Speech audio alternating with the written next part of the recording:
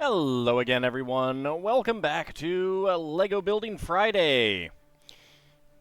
We are back to hopefully finish up the Colosseum, which is what you can see right now. We'll go ahead and move the camera a bit so we can see there is the chunk that still needs to be done. Now let me go ahead and switch on over to the other camera and actually get it out of the way for now. At least until we put the last quadrant in and do the finishing touches. My day has been okay.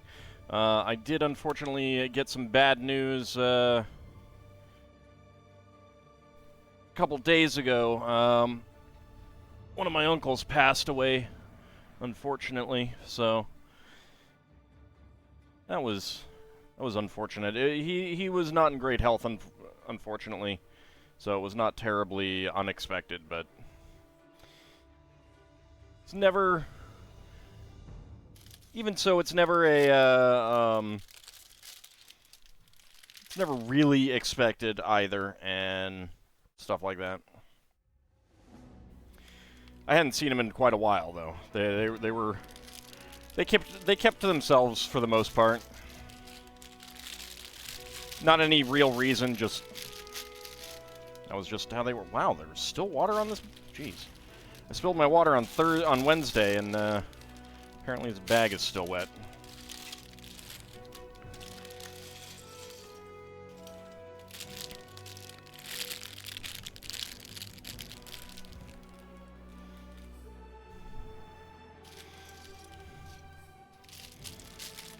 Alright, well, let's go ahead and get into this.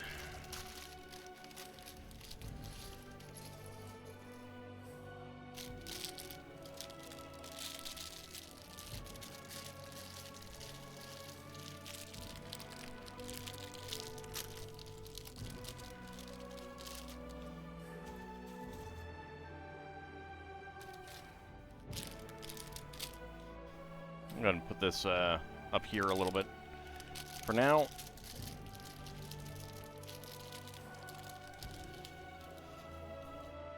And there we go. All right.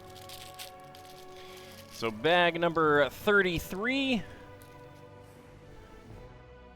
Here we go.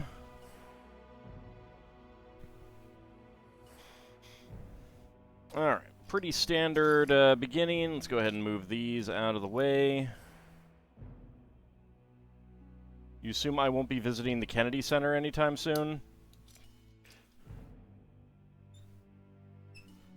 I mean, I probably wouldn't otherwise. It's not exactly the cheapest form of entertainment in the region.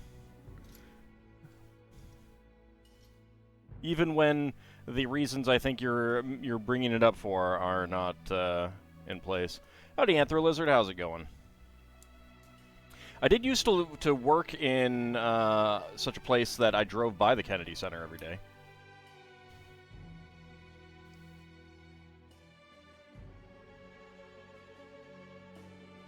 Howdy, Bahamut. How's it going?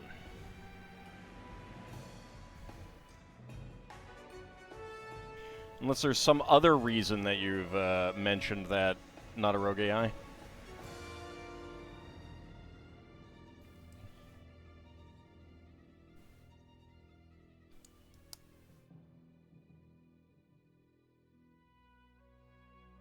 Alright, let's see. Where's our 1x3s? There they are. Get a second one. And our 1x1s.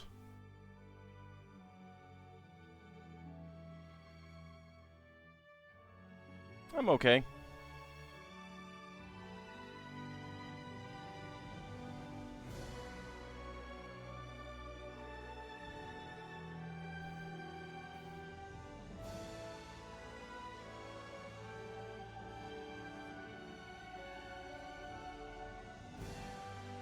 Oh, well, I mean, like, that might be a reason I might be down there.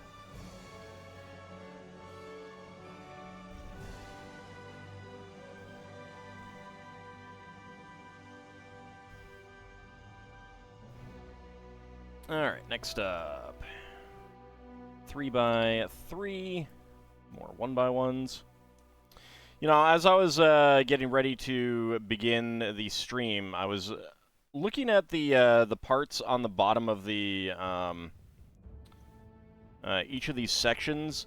They use the castle window pieces there, and it works for like this section that's 2 wide, but for the section that's 3 wide, I'm kind of surprised that they don't use a full arch, because it's the same shape. I would like a plate of ham sandwiches. That would be very tasty. I did actually have a ham sandwich earlier today, but I could always use more.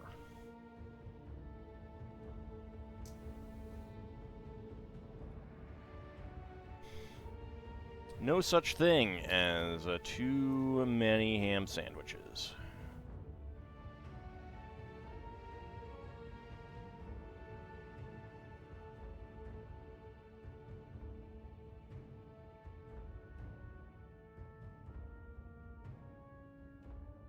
This week I ordered something from Target that was on sale. Well, technically it was last week, but one of them came. One part of my order came this week, and the other came last week. But the thing that I wanted was like not quite enough to get free shipping, so I looked around for something else to get free shipping. Got just over the limit for free shipping, and then they shipped them separately. And it like with shipping, it would have been about the same price. So basically, I got this, you know, the second item, small item, for about the same price as the original thing that I actually wanted. And then just like, so it kind of ended up being that I got the second item for free, and they sent them both separately anyway. So it was like, I mean, I get it's easier to have free shipping be thresholds and stuff like that, but it very much amused me. It very much amused me. Howdy, Sealan, how's it going? Dependent interesting that you saw someone say that Lego or somebody actually made a Munsters house. Not licensed. Also, I just realized I do not have my phone for timing later. Good idea to actually have this over by me, so I don't have to get up later. There's been a few monster themed sets. I actually own one of them that had some Munster-like characters. Oh, and I'm sure there's a Munster mock. There might even be, like, depending on whether it's allowed or not, IP, there might even be a Munsters item on Lego Ideas, or has been.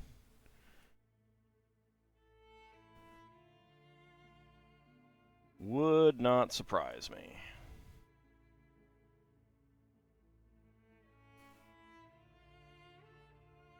Can we be done with winter now? Well, if I'm not going to get any snow, then yes. There was this big snowstorm that was supposed to come in the middle of the week, and it moved south. And now we have no snow predicted.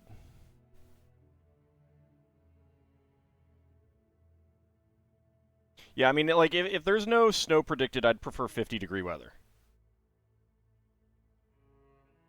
And it's 28 degrees right now, which is not good. It's extremely dry. I doubt it's in the public domain. Unless they forgot to do some copyright stuff.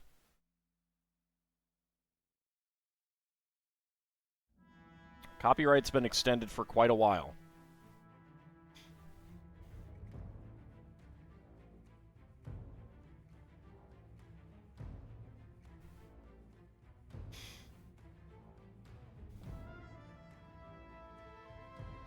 The guys who drop off the boxes of the packs are being followed by scalpers who buy up a majority of the packs.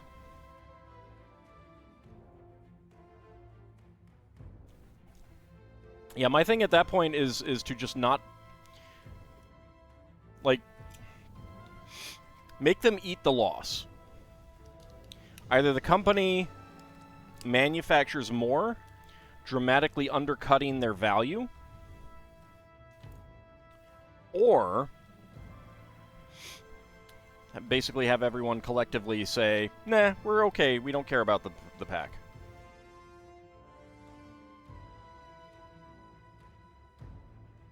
Like, that's the appropriate thing to do in such a situation.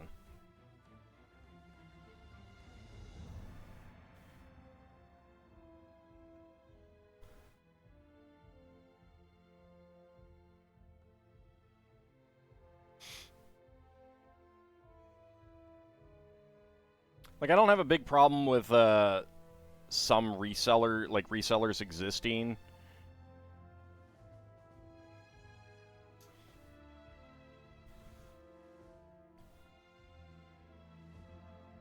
But scalping sucks, and you can tell scalping when you see it.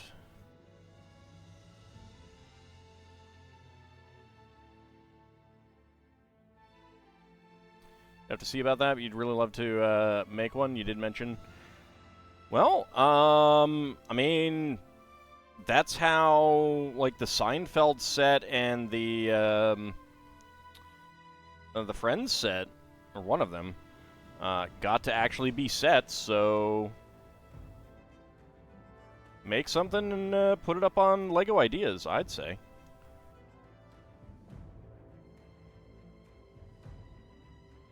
Alright, where are the corner plates? There they are.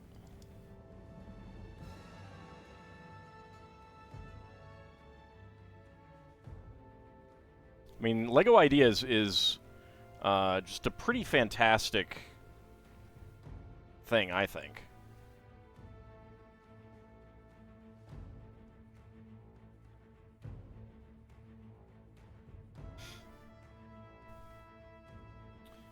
Alright, there's our columns.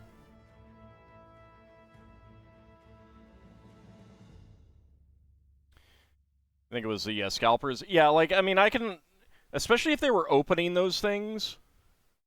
I mean... I think it's a little bit more likely that the whole retail theft crap that was completely fake is more likely to be responsible for things being behind glass, but if there's not much else behind glass, then yeah, that something like that is a strong possibility.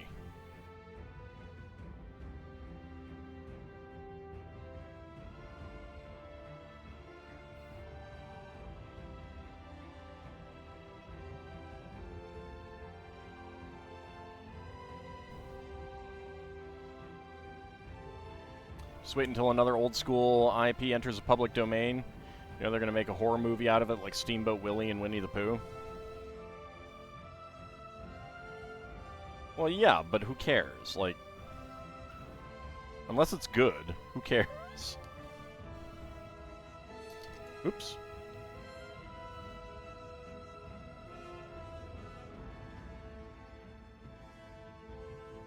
I'm actually... So, the nature of... Like, did someone actually make a horror Steamboat Willie? Because, the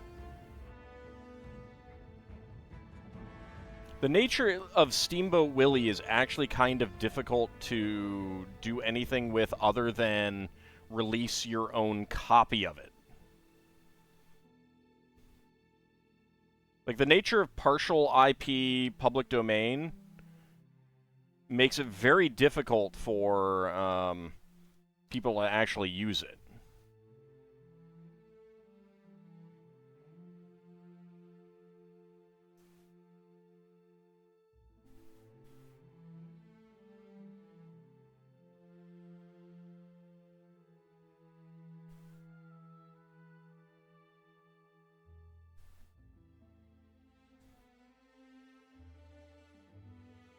Yeah, but something like that sucking doesn't really harm the main thing existing.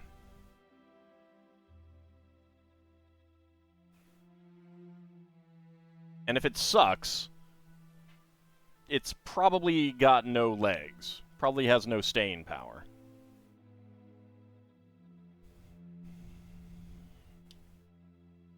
Yeah, let's get that right there.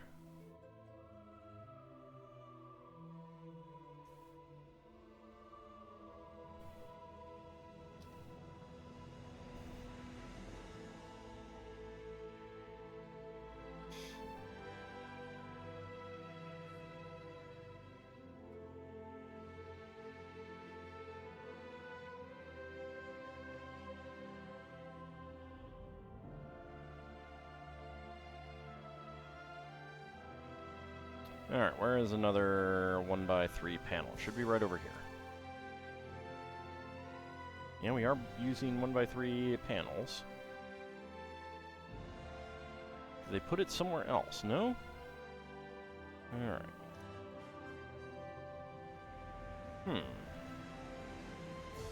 Okay, well, we'll, get it later, then. Nothing really depends on it, so...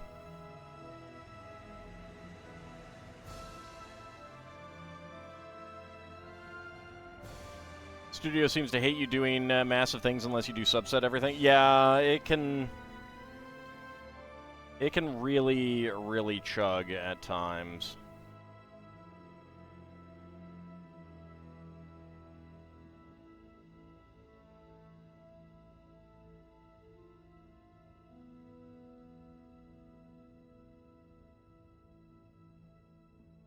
Alright, let's see. There's our corner tiles.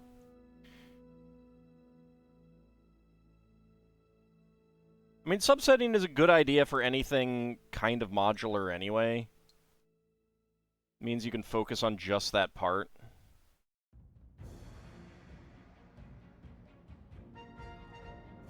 And like, for example, if you were going to do a studio version of this, so many of these constructions could be subsets. Like, this whole thing, this thing, like, almost this entire section could be a subset.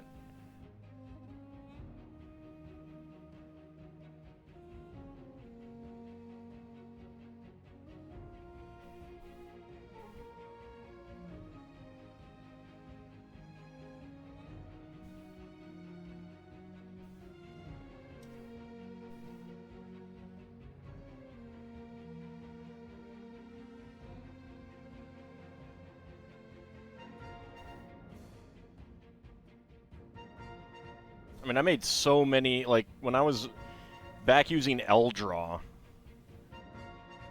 anytime you wanted, like, things rotated, and you'd have to actually subset most of this anyway, because you'd want this whole thing to be mobile.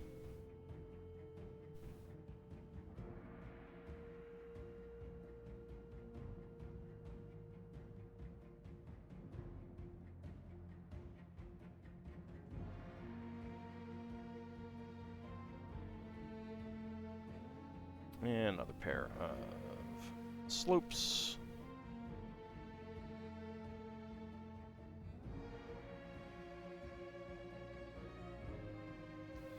One by 4 arch.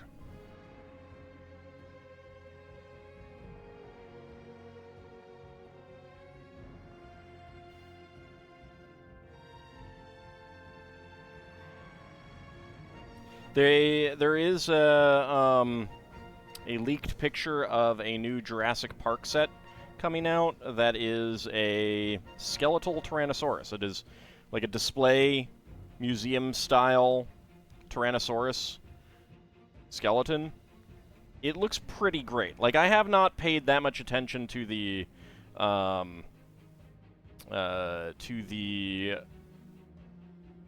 skull models that they've released, but that whole skeleton, that looks pretty nice. Yes, AuldDragon was Lego AutoCAD. It is the forerunner to it was the forerunner to Lego's Digital Designer and Studio. A very, very good program, but also, like, at this point, let's see, when did that thing, when was that released? The creator of it passed away pretty quickly afterwards, unfortunately, but a community maintained it for a while. They may actually still be maintaining it, I don't know. But I believe Studio has backwards compatibility with AuldDragon. There are still a few things, I believe, that are easier to do in AuldDragon.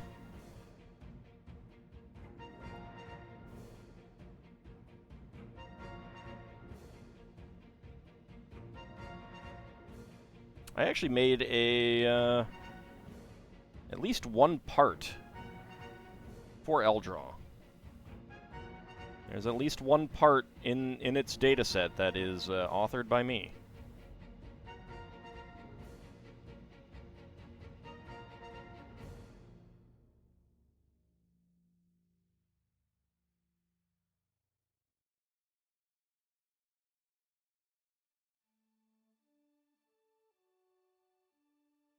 There we go.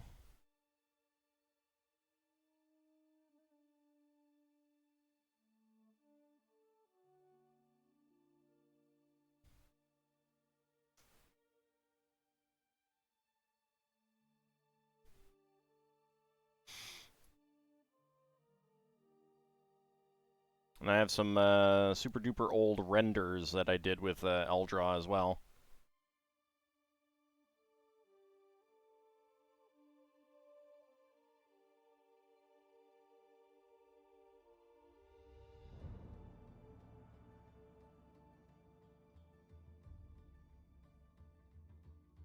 I wanted to create that river through the massive backyard that the Adams have in the movies.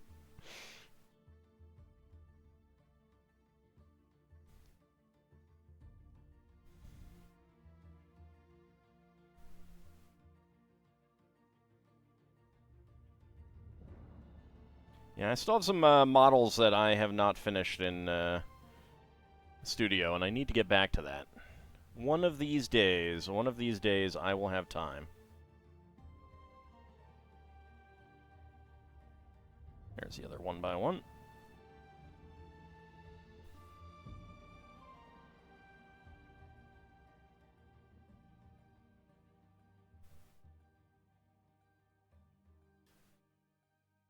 There's a teeny tiny bit of snow still in my yard where the sun doesn't hit it.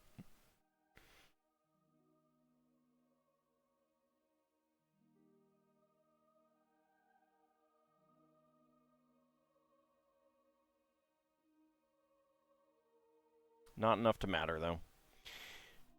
It's weird that we have beige ones of these, and yet we have so many gray ones of these. I don't know why. Like, why the gray ones?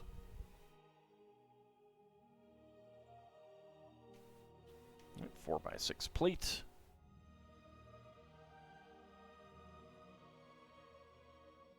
Ended up with knees deep where you are, but that's nothing compared to a bit north. Just making me jealous. Just making me jealous. I guess that's what you guys live for.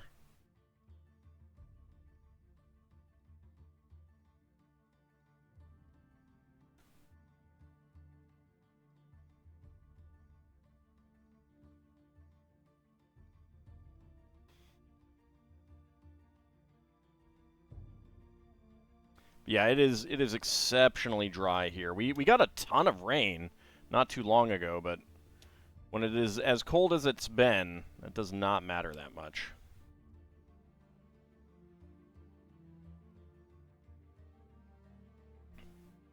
One town up north got 6 feet in a 3-day span. Lucky.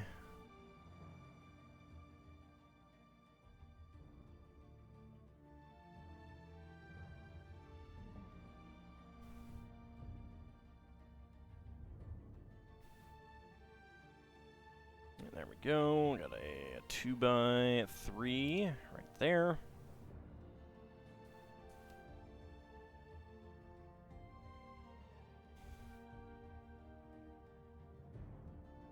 Alright, more columns. These are actually supposed to be false columns on the side, I think. Building this really does make me want the treasury building from Petra.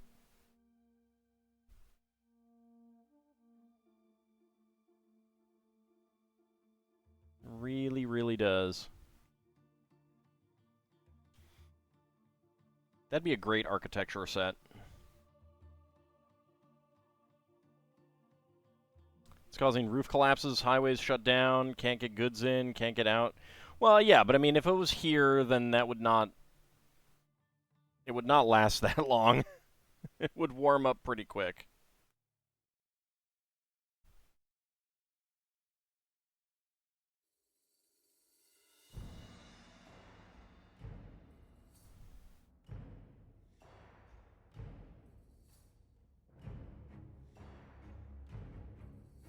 Where's another beige 1x1? There it is.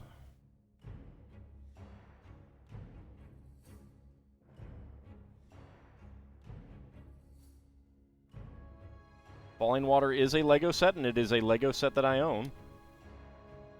I could show that on stream. It's still actually together. It's very, very dusty. It is extremely dusty.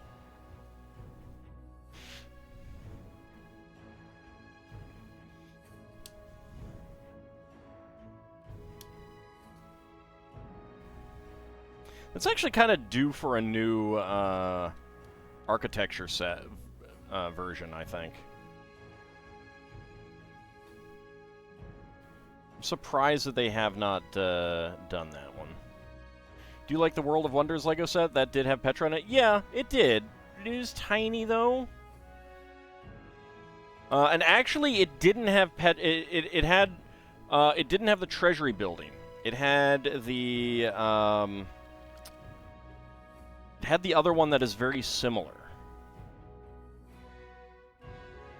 I griped about it a bit when I built that, I believe, because I was all excited. I was like, you know, I didn't pay that much attention to it until like I think the day that I got the box to build it, and I was like, wait a second. Wait just a second.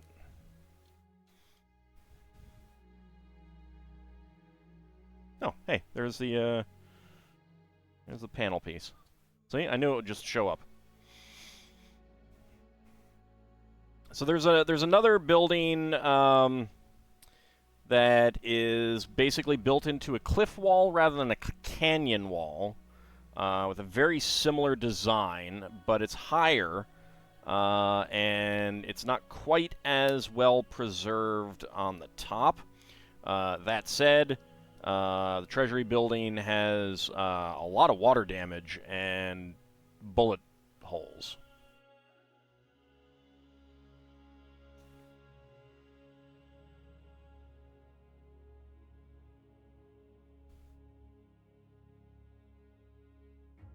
But yeah, it's not actually the treasury in that set.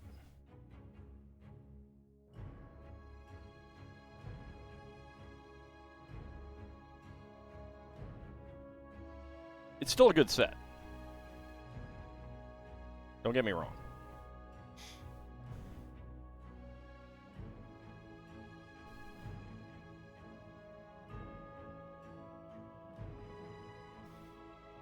I was more amused, and I don't know that I would say that it's a mistake per se, so much as a slight and innocuous deception, because the building that they did use for that model does make for a more interesting model. Like, to be fair.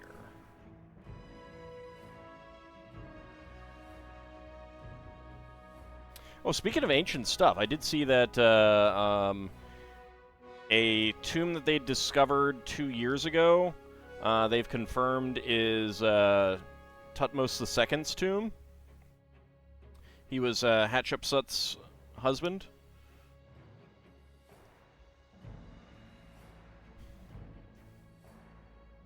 An architecture model of her temple would be awesome too. There's so many great Egyptian things that they could build. They need to hop to that. They really do. For me. For my sake.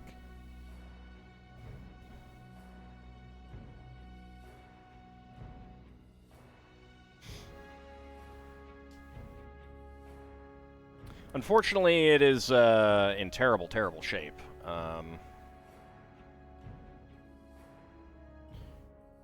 Flooded multiple times, had a ceiling collapse.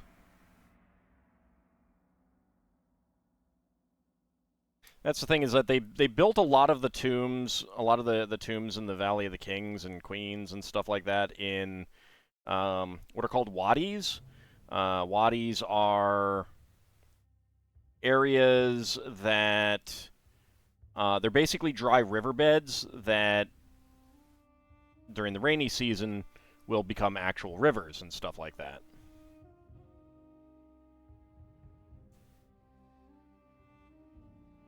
But because of the nature of how much rain they typically get, it is very easy for those things to have flash floods when unexpected amounts of rain come.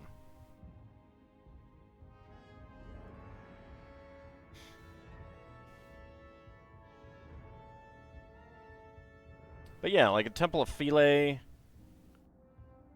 Lego model, that would be awesome. Karnak Temple, that would be awesome. They'd be very similar, so they'd probably only do one. Philae would probably be easier. Have they done Abu Simbel? I think they have, but as like a kind of a small model. A nice large-sized where you're like building the sitting figures using the building techniques that goes into the figures at Legoland Park. That would be pretty awesome. It wouldn't be too big.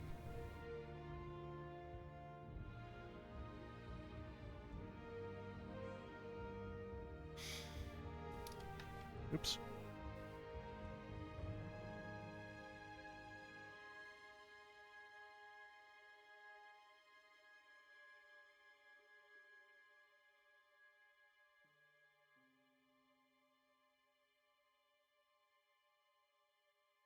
I forgot to put these on before I put the plates on. Well...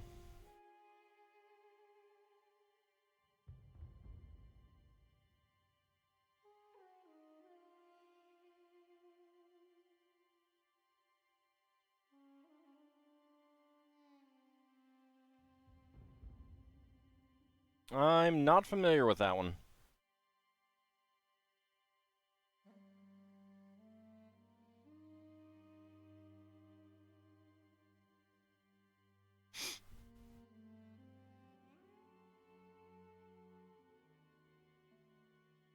A Wonders of the World, like the actual Seven Wonders would be really interesting. Unfortunately, we don't have solid information about what many of the wonders looked like.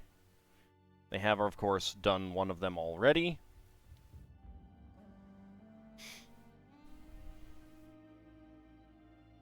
Alright. So, that is going on this side.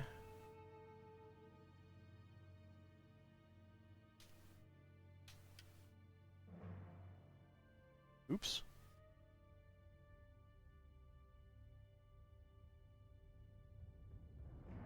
I got that the wrong way.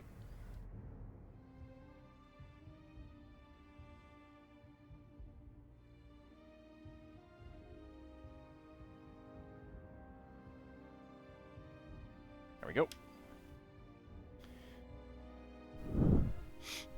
Yeah, the Hanging Gardens would be awesome. Remember reading some of them may never have existed, such as the Hanging Gardens. I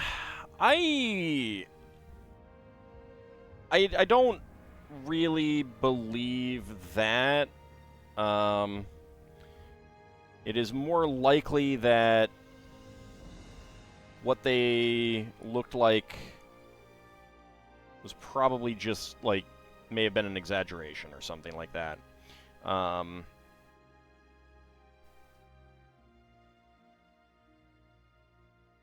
But most of them were still around when that was written, so it would be it'd be pretty obvious. And there was enough travel that people would know. Okay, there we go. I really like this facade. That's a really nice facade there. How about a scale model of the entire Great Wall fortifications?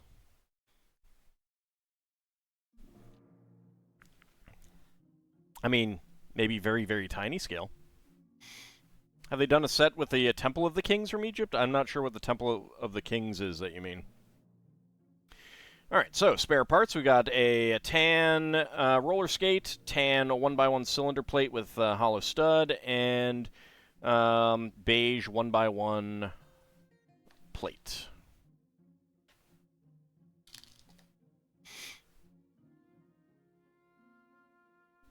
Alright, bags number 34. You don't know where the Ark of the Covenant is in your CK2 game? Check down in Africa. I believe they start out with it.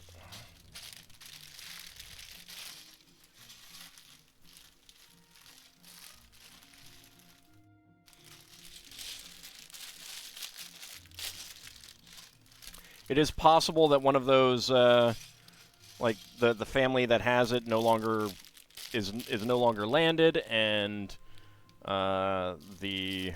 it's been lost. But it is possible that it's still down there. It had been something like that long when I managed to murder my way through people to get it, Bahamut.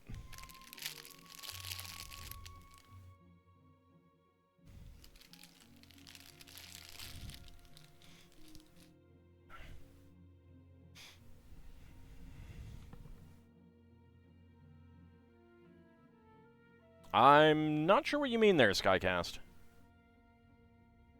Oh, Valley of the Kings, they would not make a model of that. There's nothing to see. A side cutaway model of one of the tombs? Maybe? But it's not really an architecture design. That's more of a... I think that would be more of like an art set, honestly.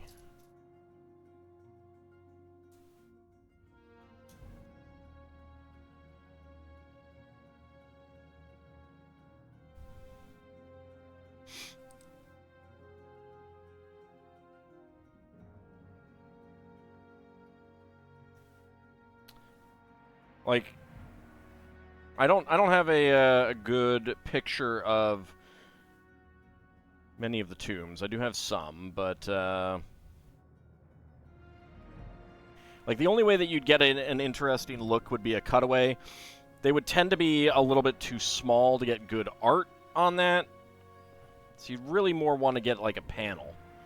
Let me see. I will see about finding a...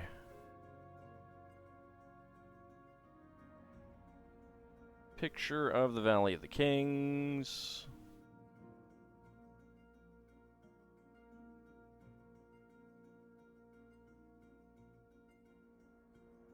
So this is a picture of the Valley of the Kings. This is what it looks like. They built it here because of that that hill, which kind of looks like a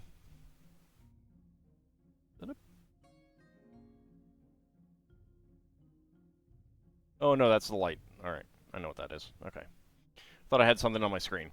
So this hill reminded them of a pyramid. So that's why they built it here. But it's just literally a desert valley. Yeah, and it's not architecture either, because other than the stuff dug out, it's natural.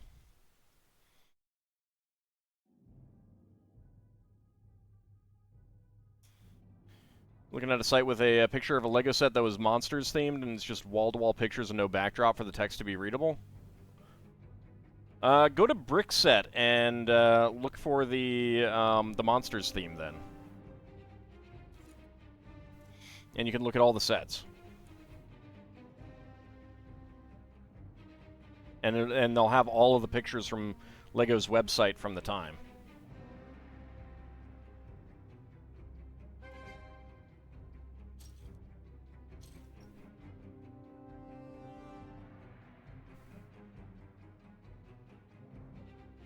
That's not asphalt.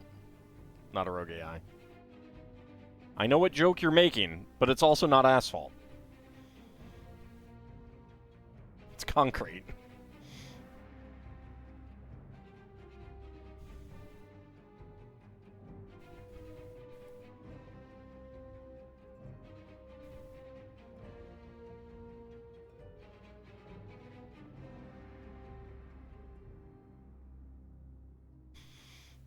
Alright, 1x3 plate.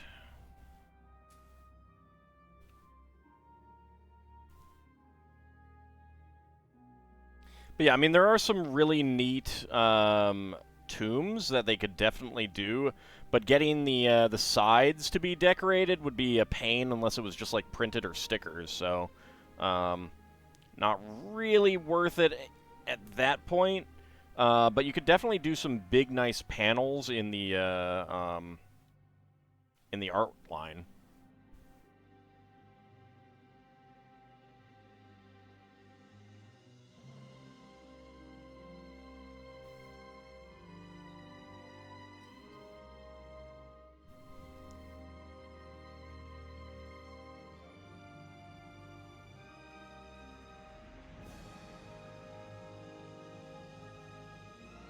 I would definitely dig some Egyptian art done in Lego, though. That would be pretty awesome.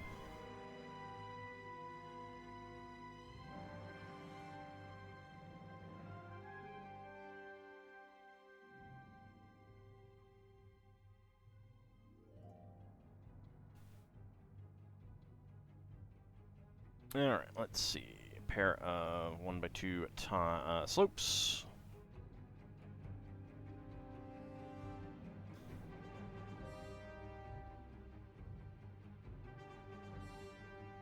The ancient Egyptians knowing how to make asphalt wouldn't surprise you. They did teach aliens many things, such as pyramid building, space travel.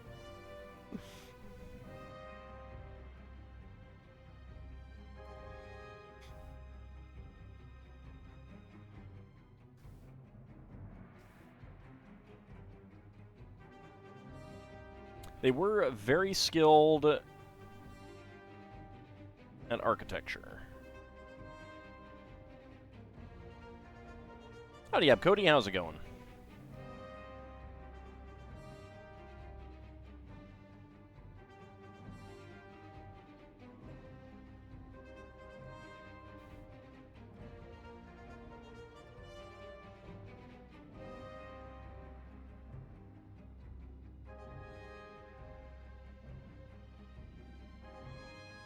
But I did really like the Great Pyramid set. So getting something that was, you know, getting some more ancient stuff. It'd be nice. It'd be really nice.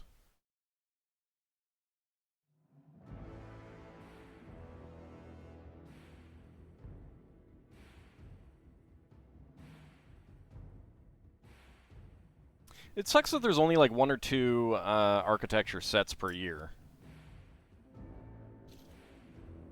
But then again, could I afford more? That's the question. Lord knows I technically shouldn't be buying as much Lego as I am, but Makes me happy.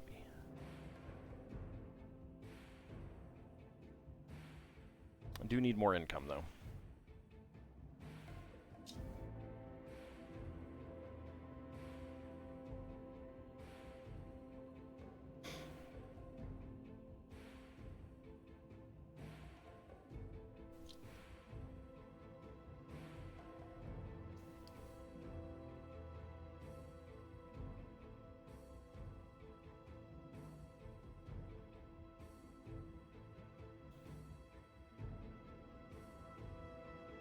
They did just release the Trevi Fountain, which looks pretty nice. Uses the hobby horse heads from a collectible minifig set from like 2 years ago. It's pretty cool. I do want that as well. But I imagine that there will be a big one later this year. In that case.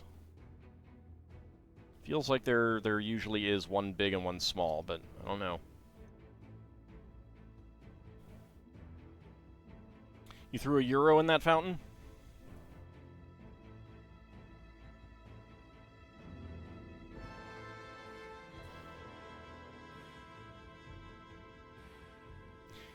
Feel you're done by yourself spending $300 on the Hocus Pocus Cottage? It's a nice set, though. It is a nice set.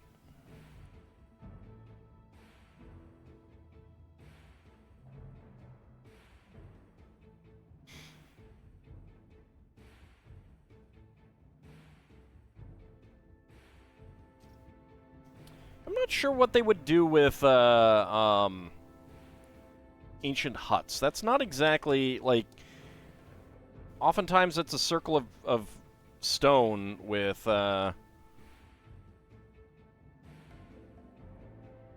some thatching on top, or sod.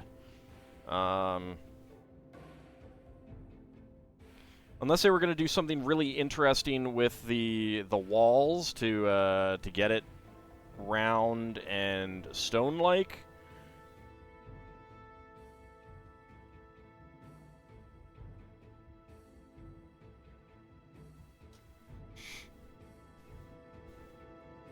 I don't know, it feels a little bit more like something that would be done by fans for mocks. Did enjoy building that set? Did have to wait a few months for them to get the instruction book to you? Oh, did yours not come with it? Weird. Did you not just download the instructions online? Like, I'm kind of torn. I have all of these instruction booklets I'm probably never going to look at, but I would feel bad getting rid of them. But I can also just download them. So it's like, I don't know. Maybe I need to not pack rat so much on that front.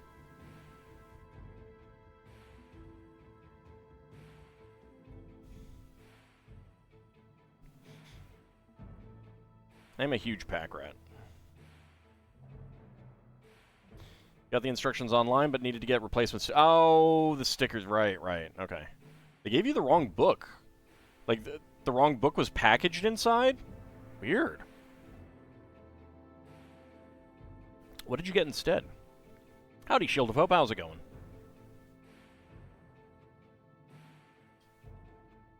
You got the Mona Lisa inside. Weird. Like, that's probably not a one-time thing. There were probably a lot of people, but I hadn't heard about that.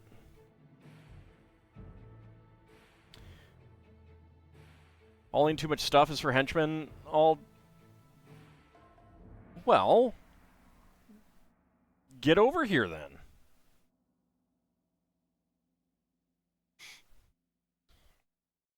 Also, it's not hauling, it's hoarding.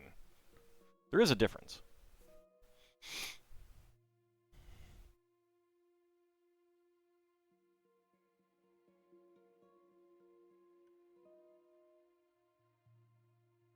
What's the topic today? Oh, just kind of random blab.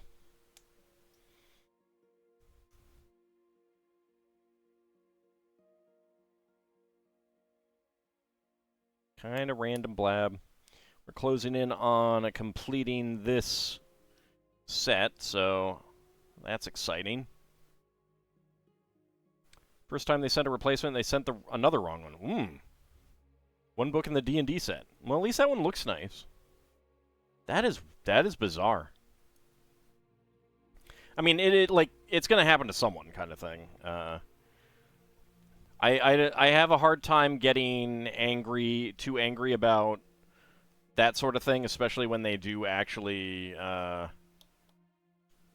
take care of it.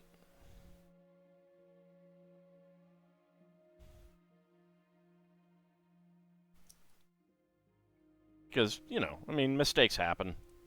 Nothing's perfect.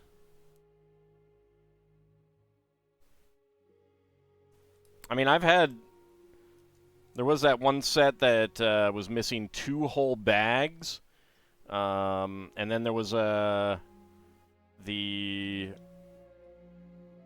Chinese holiday set that had a secondary bag instead, like duplicates of a secondary bag rather than one of each kind of thing. And I've certainly had some missing pieces over the years as well. Just doing this, so... Yeah, and they're quick to fix the issue. Like, LEGO is super good about that kind of thing.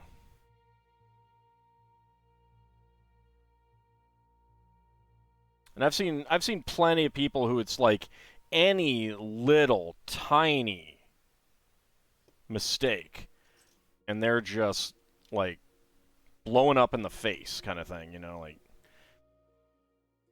screaming in anger almost, but online. And I'm just like, gotta be chill, man. Gives everyone a plate of hot dogs with all the toppings on the side. Yeah, Lego hot dogs. All right. Lego hot dogs are a great piece. Did need to delay the building of the Hocus Pocus set because you needed to evacuate due to Milton. Oof. Oof.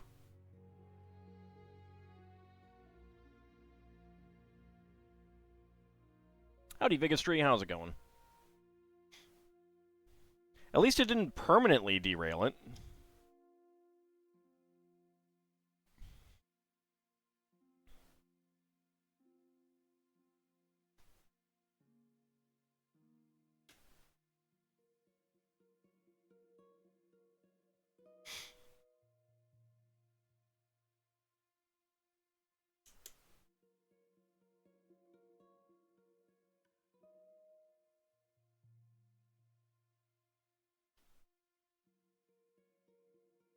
There we go. And 1x4 a tile.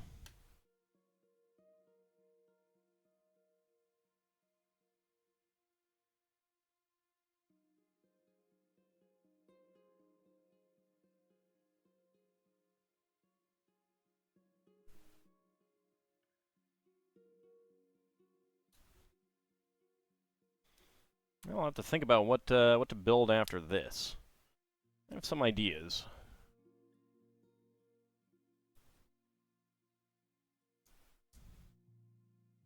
Howdy, Elil. How's it going?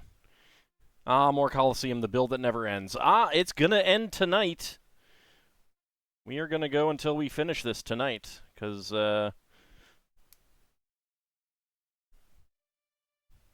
have too much left.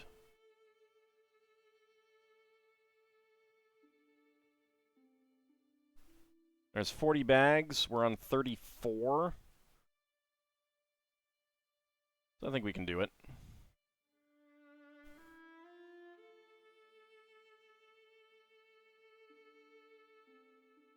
"24-hour stream." I have thought about doing some like longer Lego streams just for fun on occasion.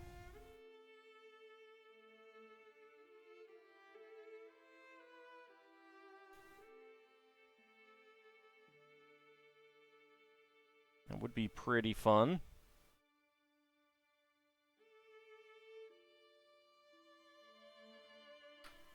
Obviously, I would start earlier for such a thing, because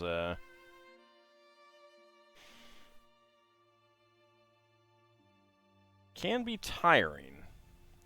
It can be tiring. Is there actually a Bagger 288? I don't know what that is. 24 hour. I think it would be a lot more than 24 hours. PGW Chaos. I think it would be a lot more than 24 hours.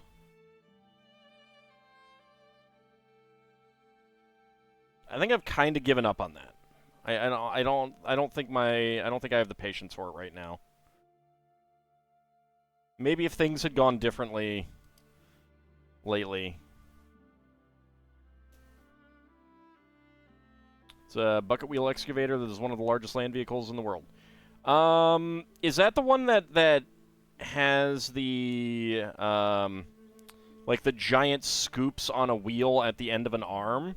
Because if so, LEGO has actually made one of those.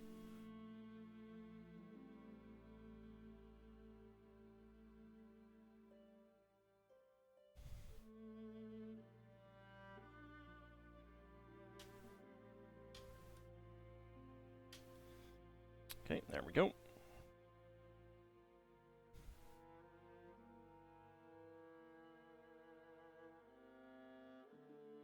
Move these parts here.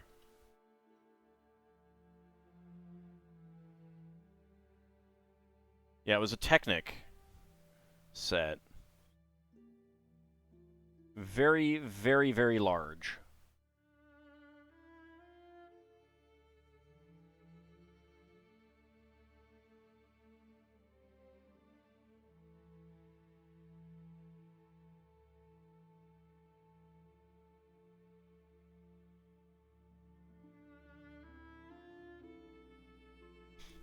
Yep, there we go. Get that on there. And then that right there. Okay. Alright, so spare parts, a 1x1 tile slope.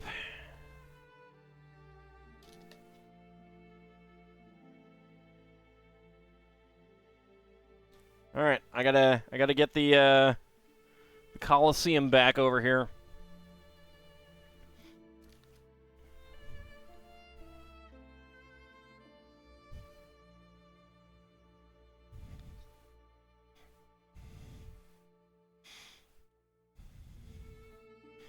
Are we actually seeing?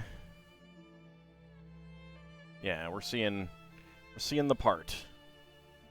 Oh, wait, actually, no, we're not putting it on. Oh, it tricked me.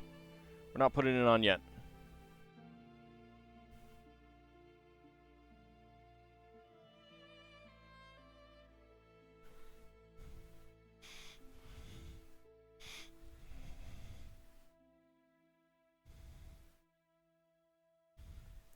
It's fine, PGW. It's just one of those things of like,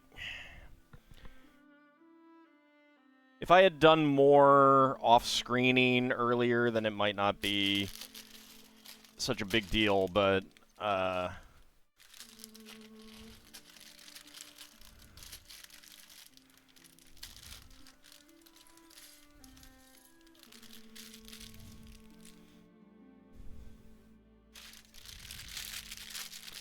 yeah, I mean, like, a big part of it is just I don't see too much point in continuing to try it. I could go for other games now. I could be playing other games, things that might actually get more views on Twitch. And in fact, like, the fact that so I can't remember if this came up on Thursday or not, Wednesday or not, but Twitch is changing the rules for highlights. You're going to be limited to 100 hours. I'm already limited to 100 hours, so I can't make new highlights right now. And the XCOM Files series that I did was very much like it's all here on Twitch, but it gets content ID'd on YouTube. It's all there. It's just most of it's blocked everywhere. So theoretically, you could VPN into one of the very few countries that that it's not blocked in and watch it. But I might play that again soon. Since it was the music, I'll just turn off the music or get a mod for it with stream friendly music kind of thing.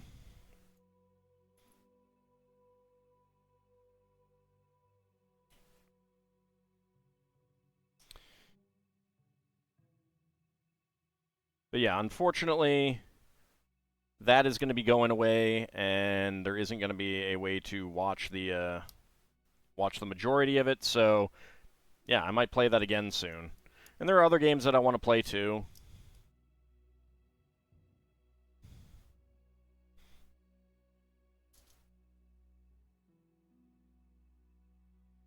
But that does give me a good excuse to go back to it. And that was one of my most popular streams ever.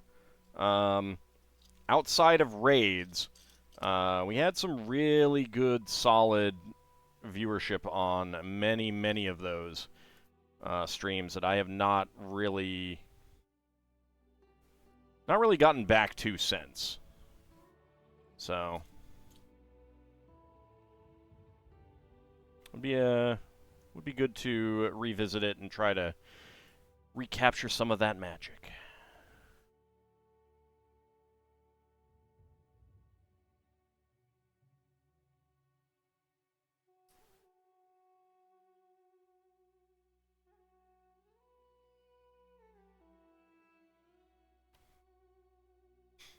Yep, that's centered. Yeah, it's really frustrating. I know a lot of other streamers who are really angry about this. Will we get back to Zoids? No.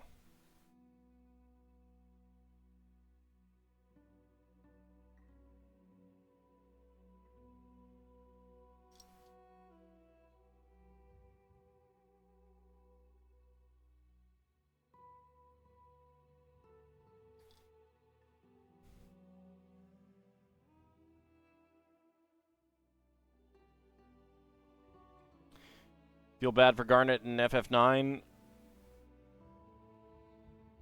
Well, no, she's blaming herself for everything, and that's not like that's obviously like part of the story is she is uh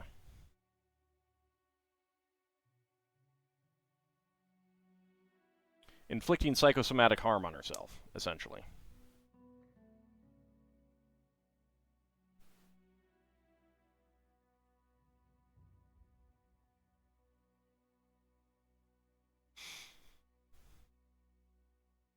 Where's the corner arches? There they are.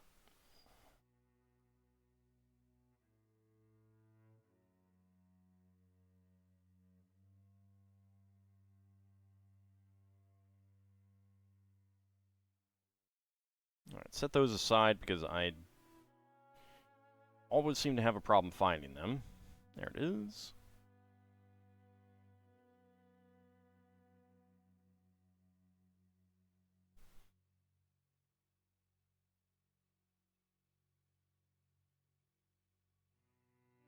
Yeah, the dinosaur, the buildable dinosaur toys. There's a series of animes for them, as well as tie-in video games and stuff like that. And we played one.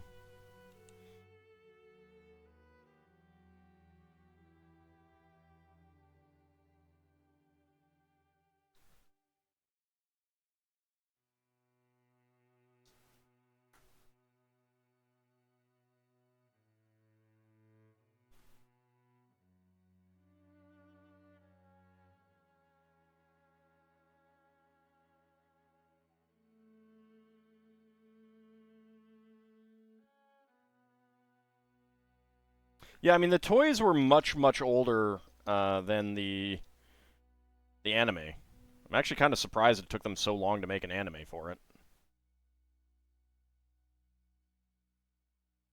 But if you like anime, check it out.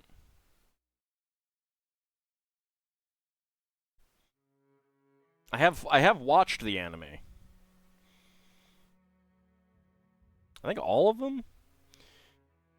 At least all the ones that were out here way back when. I'm not sure if they've done more since.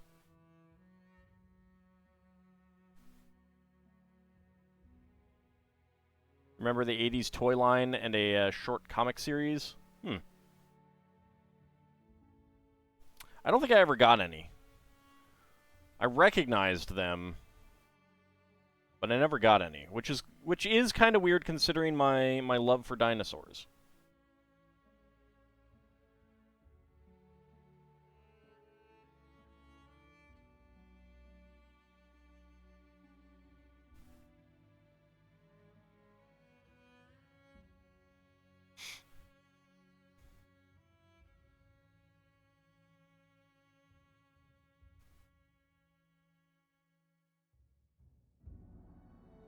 I should dig out some of my anime DVDs and do some Discord streaming or something.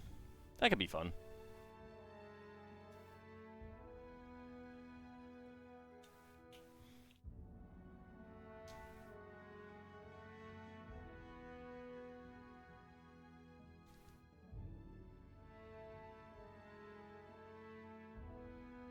Oh, I could do the Hobbit movie. Yeah, the good one.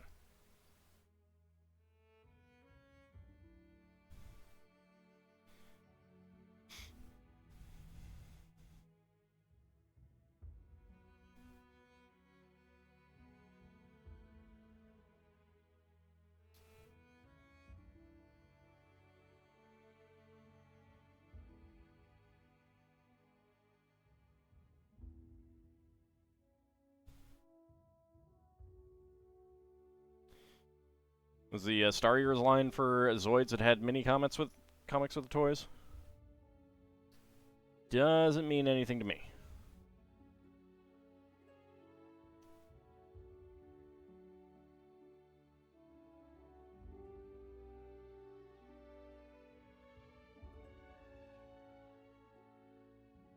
Oh yeah, Macross is great. Robotech was the anime that got me into anime without realizing what anime was.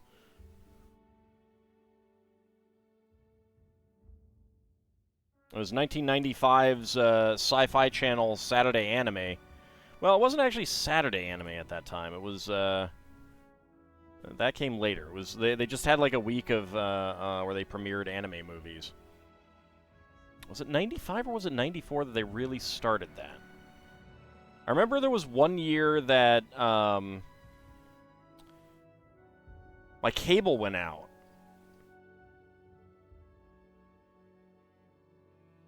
And I was really, really angry about that.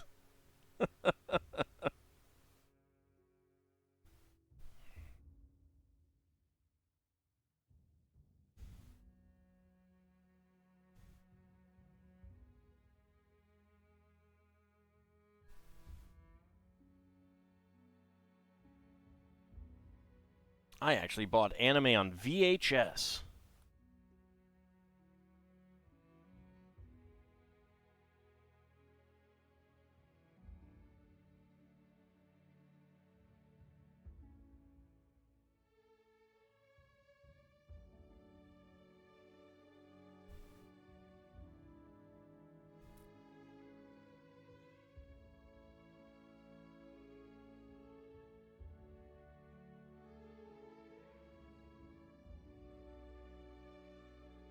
I think most of the stuff that's never really come out here might actually be on its way to getting a release, which is pretty exciting.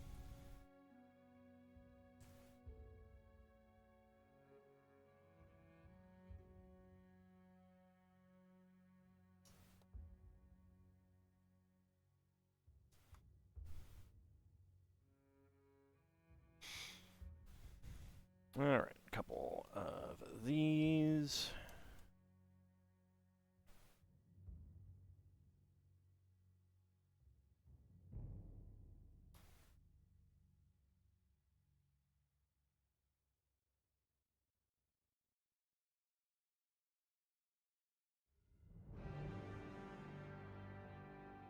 was a twofer for you, since not only did Harmony Gold prevent a lot of Macross stuff from coming out in the West for decades, they also screwed over Battletech too. Yeah. Well, I mean, it wasn't just Harmony Gold, though. The rights for Macross in Japan were a cluster as well.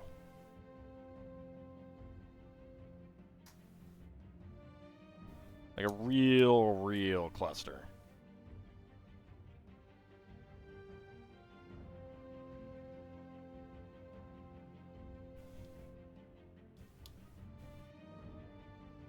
And one of the reasons why Harmony Gold's rights were messed up, I mean, like, one of the reasons why Harmony Gold was able to do what it did and thought they could do what they could do was because of the rights being messed up in Japan.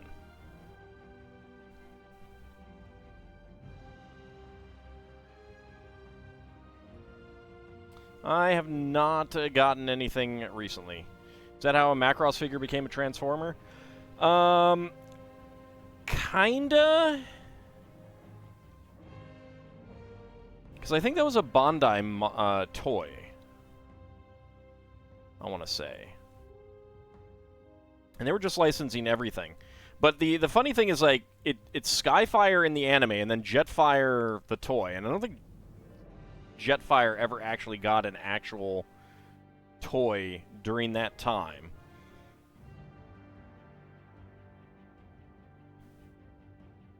It was always kind of bizarre. I actually had that Transformer toy. I don't know what happened to it.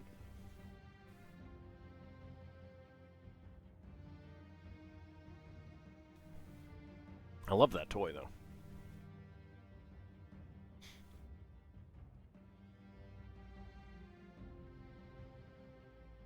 Right, Jetfire was the toy, Skyfire was the character. They were functionally the same, but I think that might have been. I think the rights might have been the reason for that name change situation.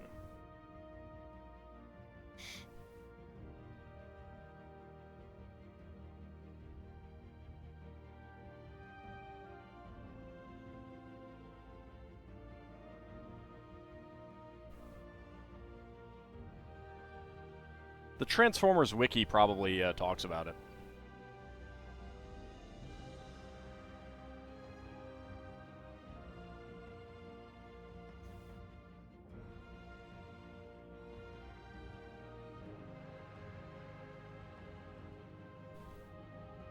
So the thing with Harmony Gold is that it was Big West and I cannot remember the other company that worked on Macross that had the rights to it in Japan. Harmony Gold got, like, basically the full rights in the US from one company, and then the other company did some sub-licenses of other things. And that's essentially what messed it up. I mean, not to...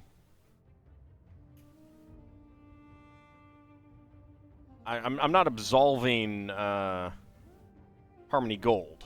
Don't get me wrong. They did not have to do what they did all those years. But ultimately it came down to the fact that the rights in Japan were so crazy.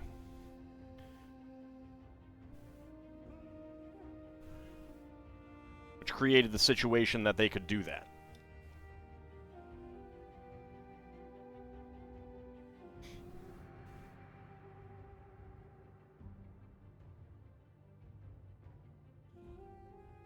And I think those two companies in Japan might have been in litigation for years as well to figure out who exactly had what rights where, kind of thing. Yeah.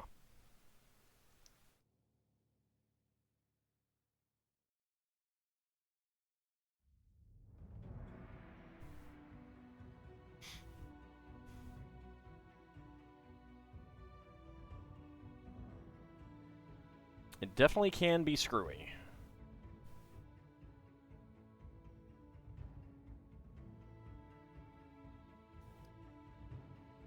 But also, doing sub-licenses is also one of the reasons why it can get screwy.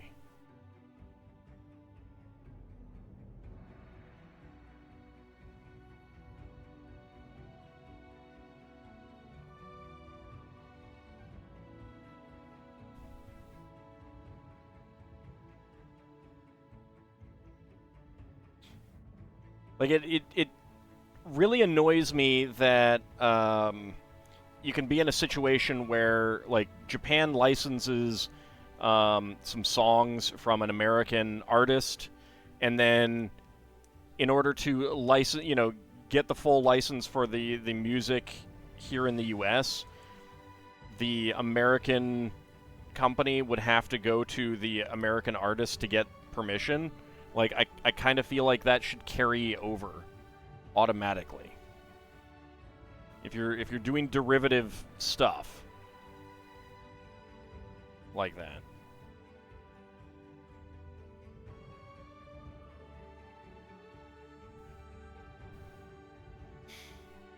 I'm talking about Zeta Gundam and its Neil Sedaka songs.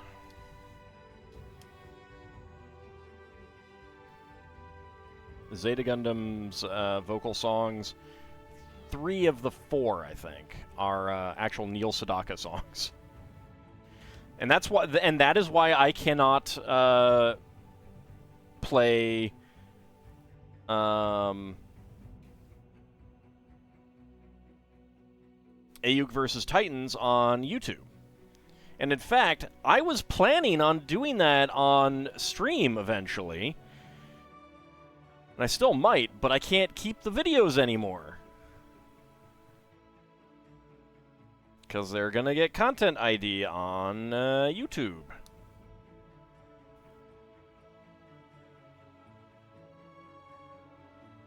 Yuck.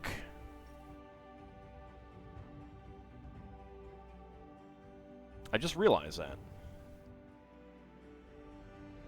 I actually have a full LP of one of the sides for that, and it's just never been uploaded because I can't.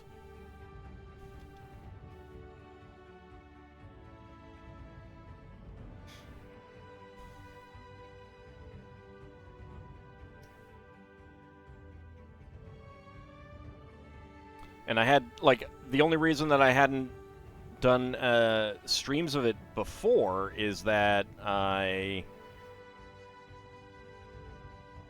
had a hard time actually getting, like, I for some reason the old emulator that I was using was really screwy with streaming. It's actually the same emulator, but I think they completely changed the back end, and it might actually work now. And that's what I've been waiting for. And I just haven't tested it out. I needed to test it out at some point, and that was going to be... Then I was going to do a stream of it. I could still do the stream, but now I can't keep it around. Like, it'll vanish into the ether.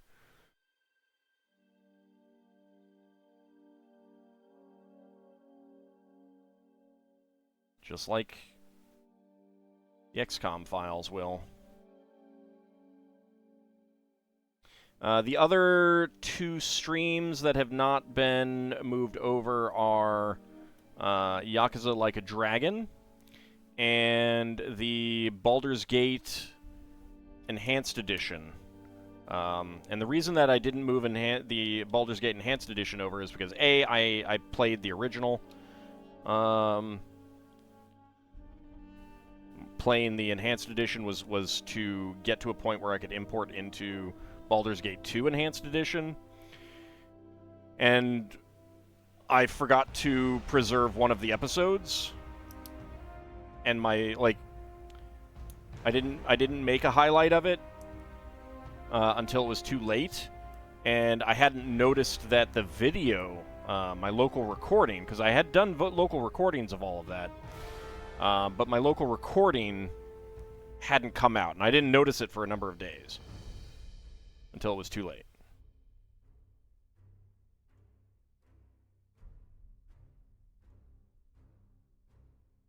Lost media indeed.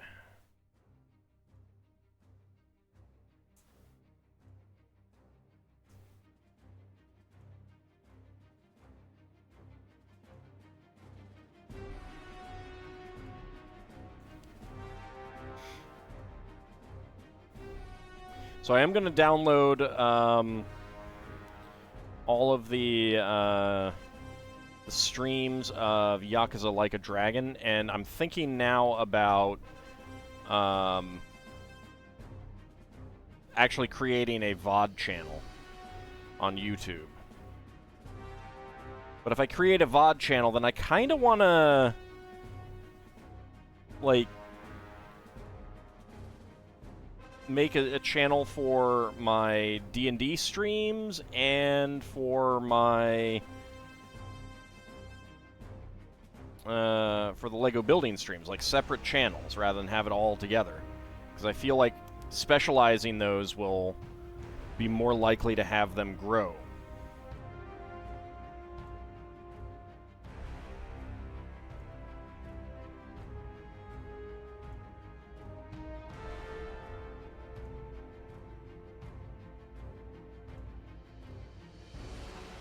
But, like, that means that that's a bunch of channels that I am maintaining.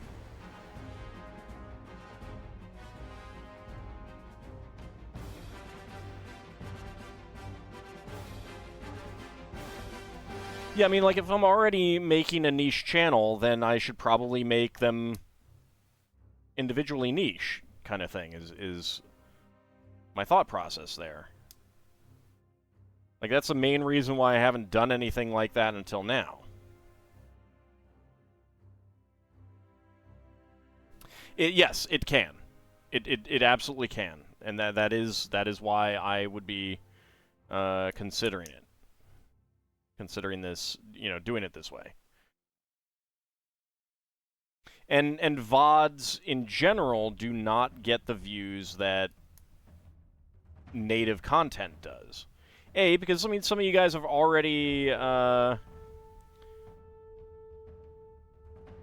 seen it. Like, some of you might rewatch, this Lego build stream, but many people won't, and that's okay. But that's one reason why it doesn't do well. And then there's other people who just are not interested in stream content, kind of thing.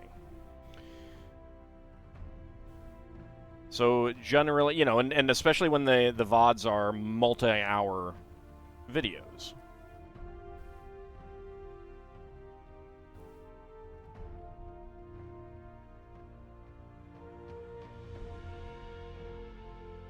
So yeah, I mean, I would probably have a VOD channel, a Lego channel, and a D&D channel. And I might take some, like, low-performing videos off my main channel and re-upload them there or something like that. I don't know. I would need to think about it.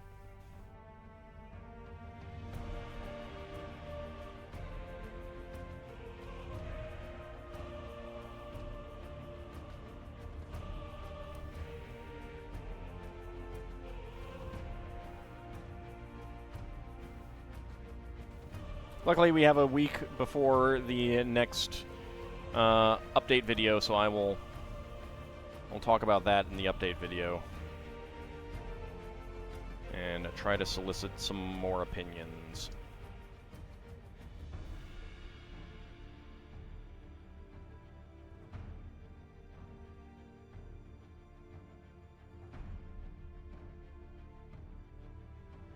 But it also means that those VOD channels will not be monetized right away, so I will definitely need to get them up and running to get monetization going again.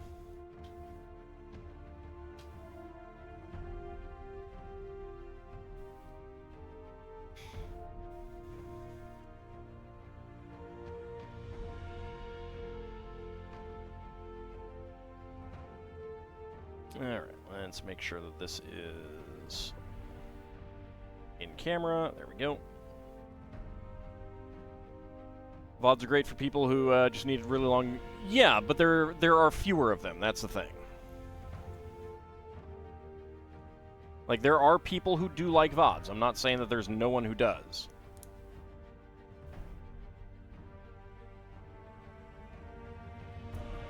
It's just more that native content does better.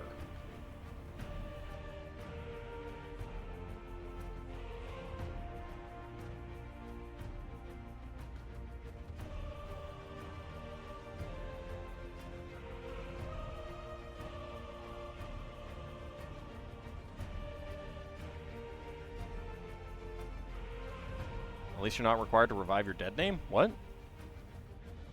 Oh, you mean because of what's going on? Yeah, no, that's all ass. There's some lawsuits going on about that, at least.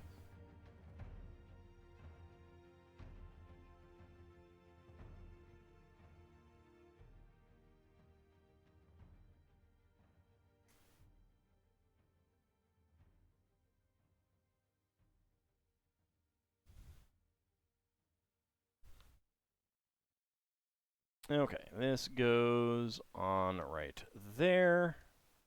There we go.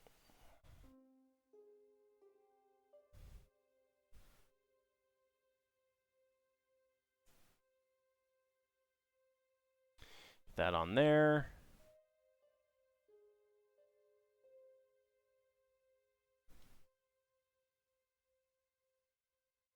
The arched windows. See, I mean, I guess to a certain extent they'd have to lower the arches here if they tried to get 1x3s here, but I don't know. I think it would look better without these big gaps here.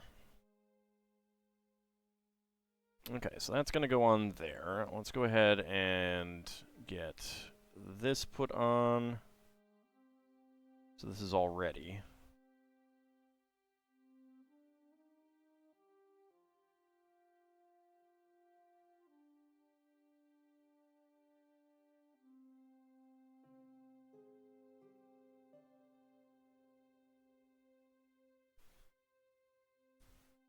But yeah, I would need, I think 1,000 subscribers to monetize on those, which, I mean, given the number of people who are subscribed to me right now, that theoretically is doable. Did I miss a 1x1 cylinder plate somewhere?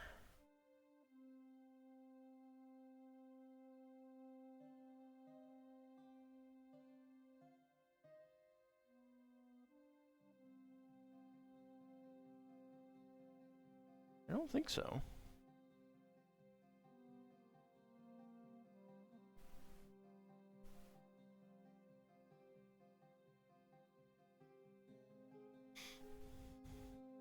We got those.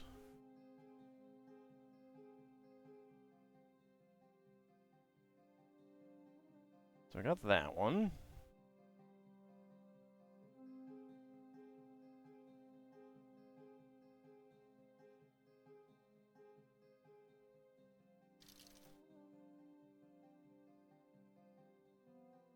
Nope, we got both of those.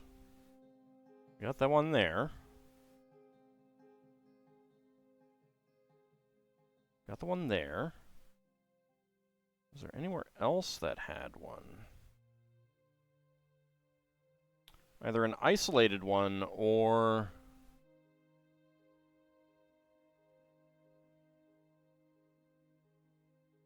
Let's see. No, we got the two there. Got the two there.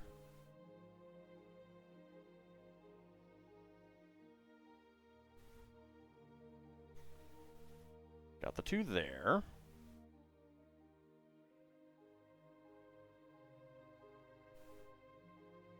Got the one in there. There aren't any there. I don't know that there were any others earlier. There was these down here, but it's just those two.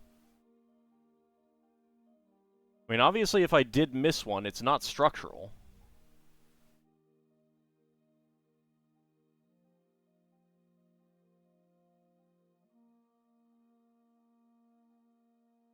Yeah, I got the two here.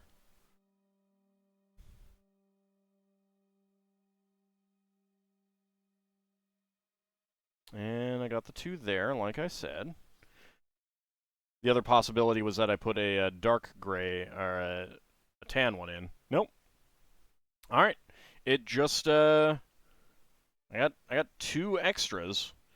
Two extra 1x1 cylinder plates in beige, a tan 1x1 cylinder plate, non-cylinder plate, just a 1x1 plate, 1x1 tile in tan and one in beige, 1x1 cylinder tile with top peg in tan, and a 1x1 tile slope in tan.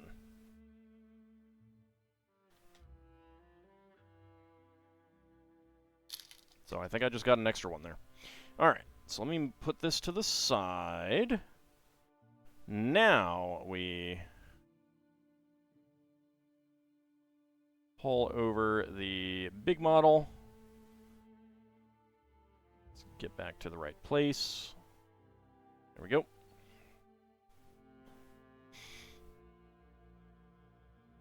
Okay.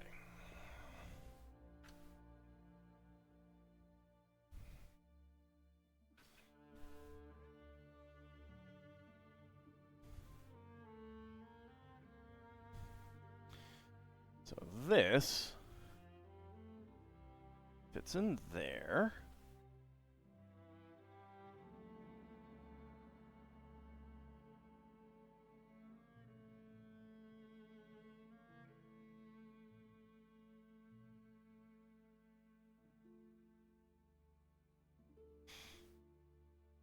Okay, I'm not sure if the bottom is on.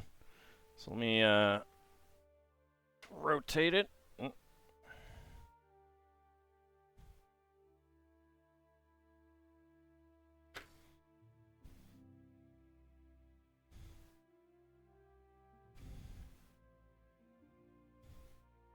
Try not to cause anything to explode on me, like we had happen before. Oh, there we go. All right. Now that is solidly connected. All right.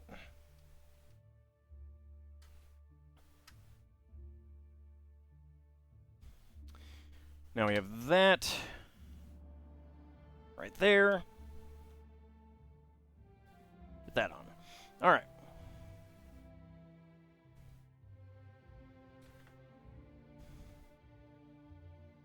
Oh. That's not good. That's not good. I gotta see where this, did I actually weigh this? No. No, I did not. Alright, so that popped off the bottom.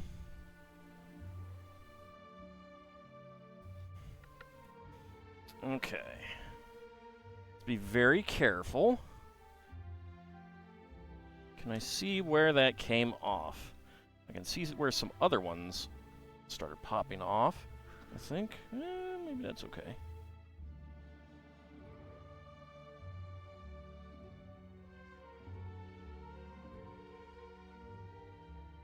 Ah, yep. Alright, there it is. There we go.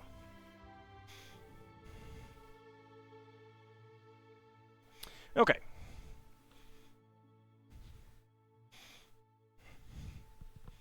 Wasn't too bad. It just, like, the base just flexed a little bit. Alright, got that on. Alright. 36.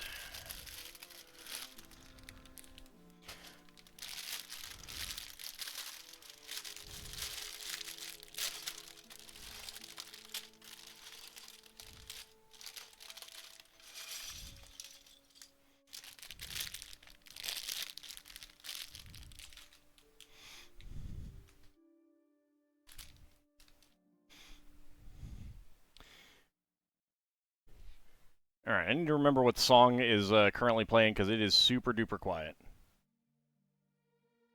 Well, whatever it is, it actually ended. Alright.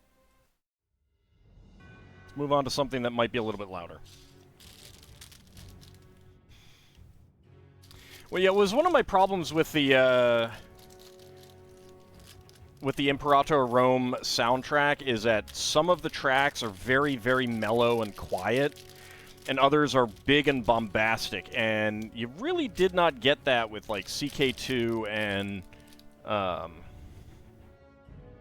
Stellaris, and I don't even think, like, EU4 was like that.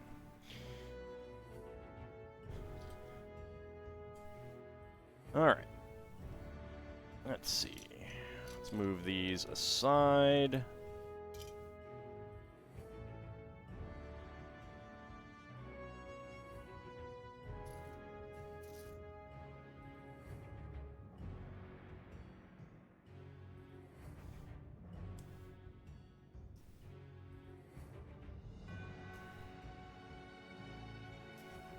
Okay, where is the appropriate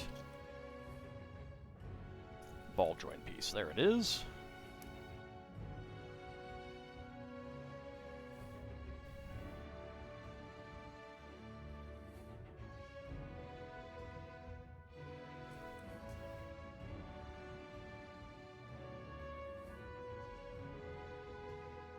It's the Lego set crying out in fear. No, just the base flexing a little bit. It does not like being moved. It is not intended to be sitting in the position that it's sitting. It was not intended to be sitting in the position it sat in when we had a partial collapse. It really is a set that needs a much bigger build space than I have.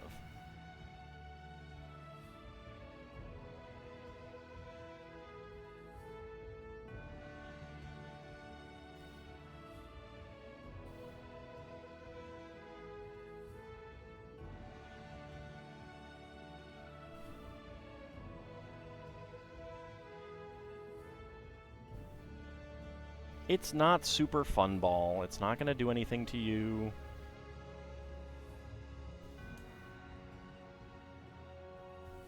It's also not log.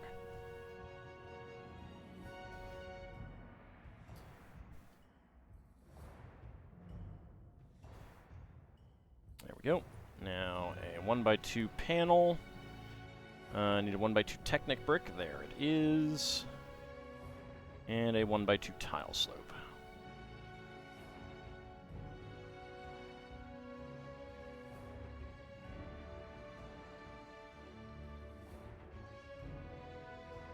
Get our arches in there.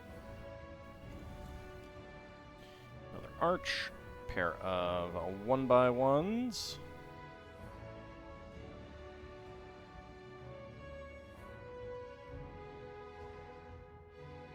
Reminds you of that one item in FF6, the consumable ball item. Yeah. There's some really weird consumable items in the games.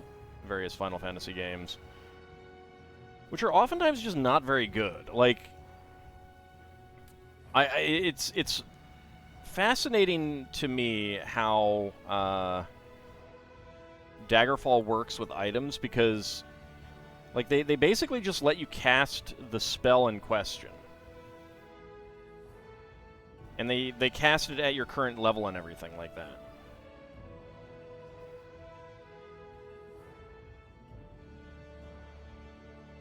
It's an interesting paradigm. Which means items are basically always as good as the, you know, having the regular spell. Sometimes better, arguably.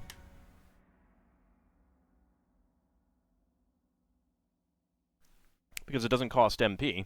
Spell points.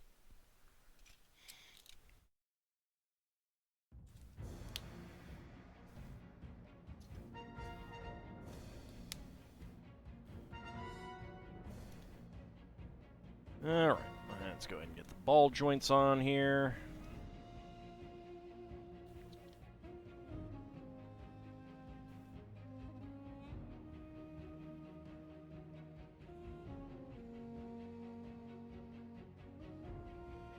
It is fun to be playing Daggerfall. I haven't played that in a while. And I'd never played it with Unity. So it's a new experience for me in that regard.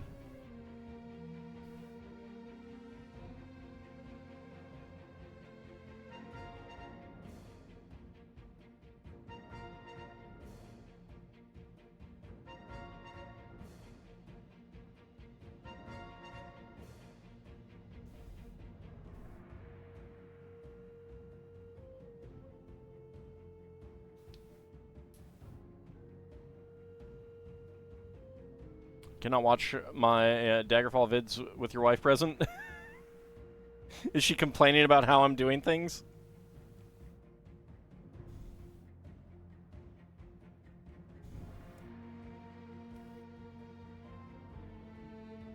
It's good to know that there are other Daggerfall fans out there, though.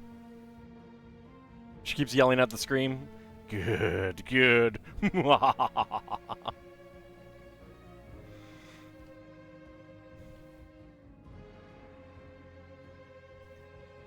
Well, if she hasn't, then I would recommend she check out Grimmeth.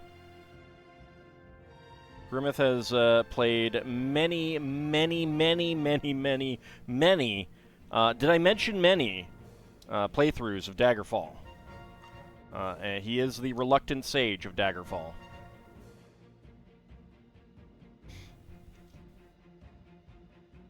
A good chunk of what I know about the game is from Grimmeth.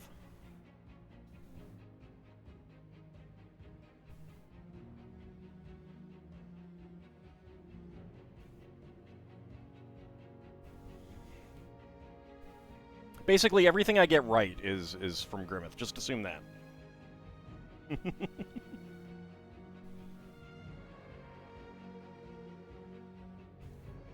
No, not Grimace, Grimmeth.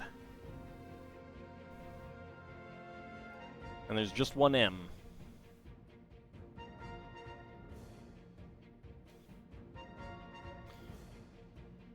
feel like Grimmeth and Lethal Felines run through Daggerfall. Yeah, that was also very fun.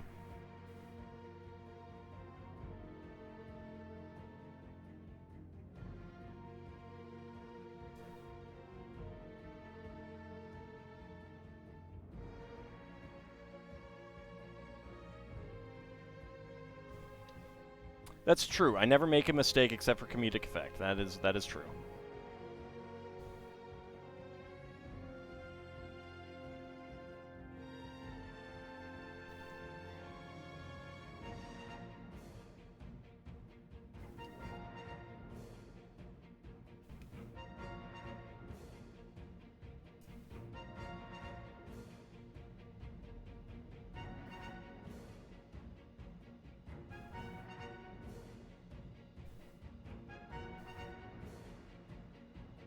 I think that my favorite part about that was just how somehow the game glitched and gave Lethal 200 luck. That greatly amused me.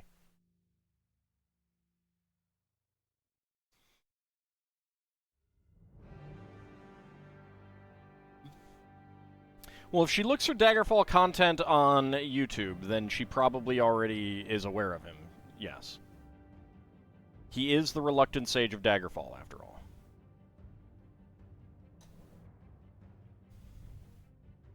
I doubt there are many people who play the game more than he does.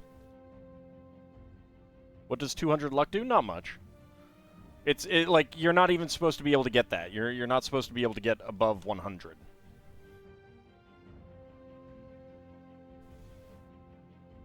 Howdy, Mad Martin. How's it going? Looks for Alderfall content on YouTube. Oh, but I never fall.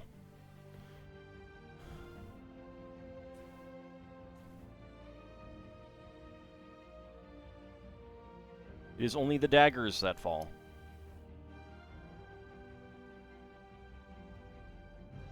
Not yet. Not ever.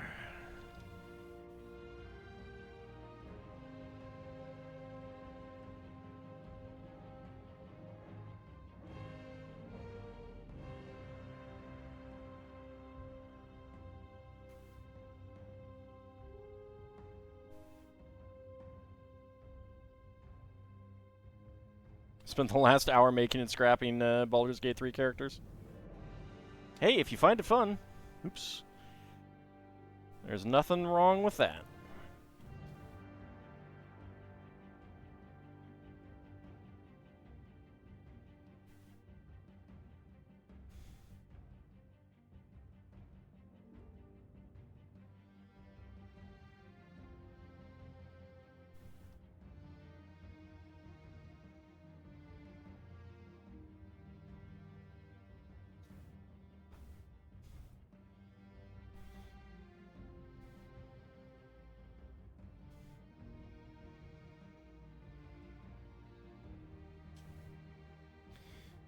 Alright, pair of 2x3s.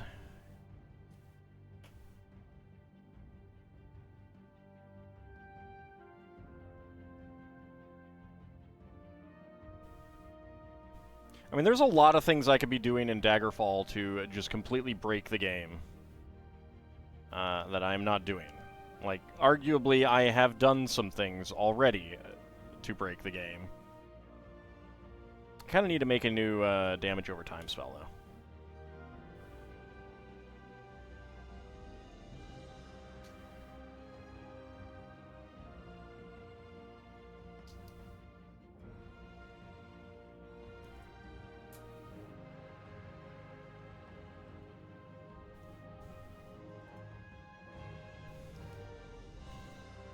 It is fun when you encounter something that you don't really want to fight. And just hitting them with a damage over time spell and then just running. Run away! Spell making always a busted mechanic. Yeah, it really is. It really is.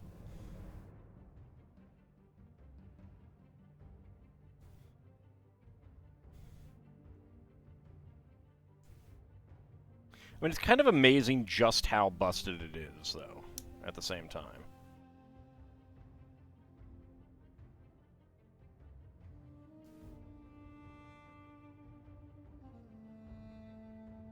I mean, I understand why they took it out.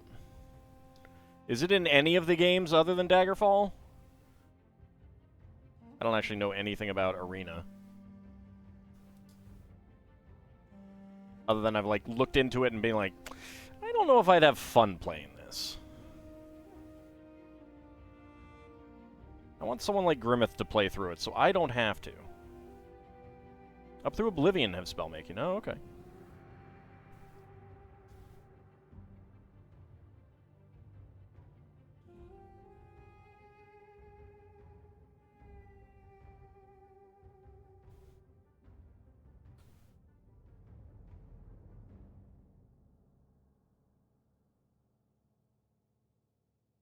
Yep, there we go. There is our section there.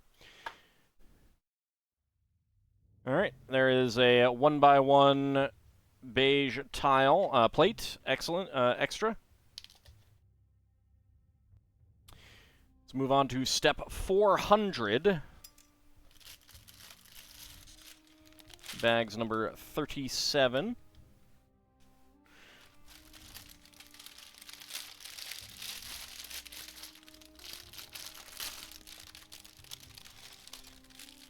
Do Morrowind and Oblivion have damage over time effects like you can make in Daggerfall?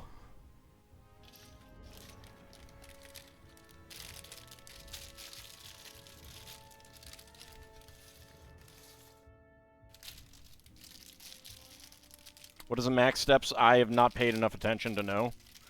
But probably the Titanic has the most. So I'm not sure if this is, like, hold on. Let's find out. I imagine that these are split up. Yeah, so each one of the booklets, we're on the 4th booklet, step 400. And each of the booklets has their own, you know, starts at 1 again, so we're technically probably yeah, I built the Titanic. It's on YouTube too. So we're probably technically at like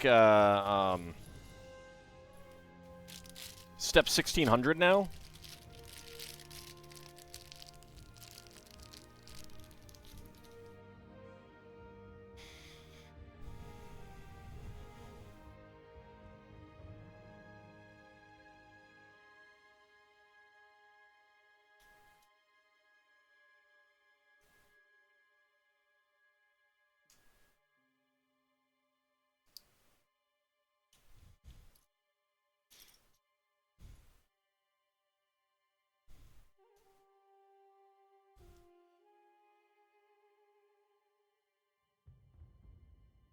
The Titanic was a lot of fun to build.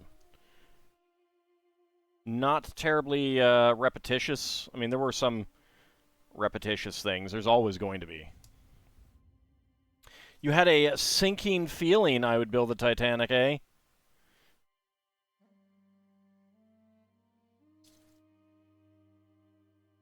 Howdy, Green King Dog. How's it going? It's far too many steps. Needs to be condensed into one step. Put Lego piece on other Lego piece. But which Lego piece? It was before.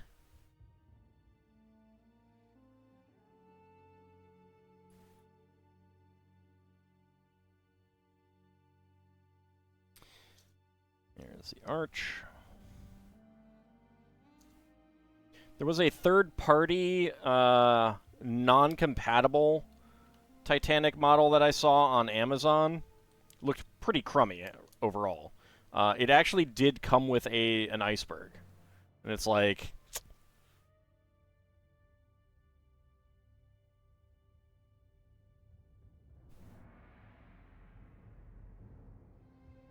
It's like, really? I mean, yeah, I'm building a ruined Colosseum, but that's because that's how you can visit it today. And it would be much more repetitive. Like, if you think this is repetitive, it would be so much more repetitive if it was as it looked when it was brand new. Or at least in its most used state.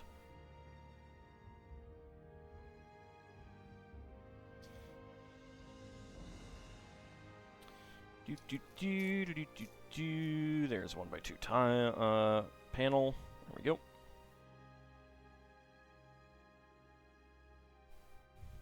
A minifig scale Titanic would be gigantic.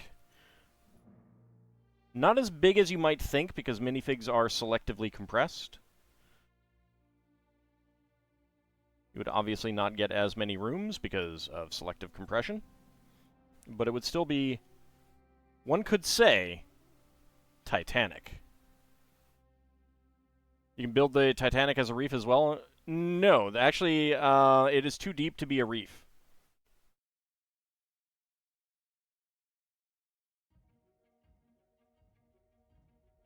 Like, there is life down there, but not enough to be a reef.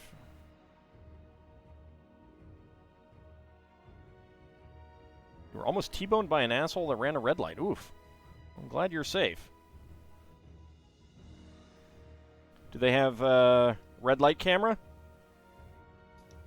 I hope they had a red light camera there that caught their license plate.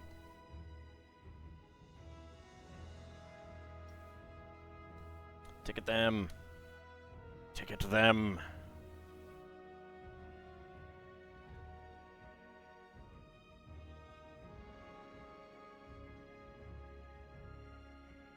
Not sure if there was. Well, it's night. You probably would have seen the flash, so...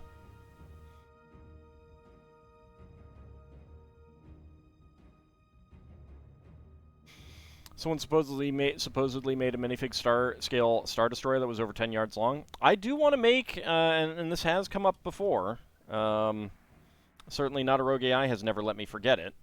I do want to make a, not minifig scale Jupitrus, but a Jupitrus scaled to my other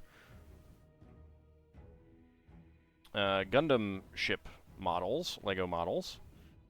And that would be 7 meters long.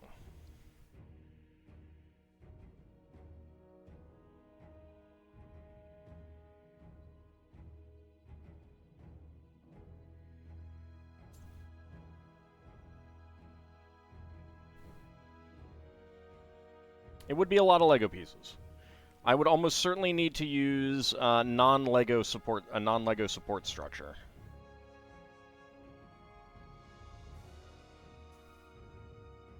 Because it would be very, very, very, very, very, very heavy, and it has no base that it could rest on, really.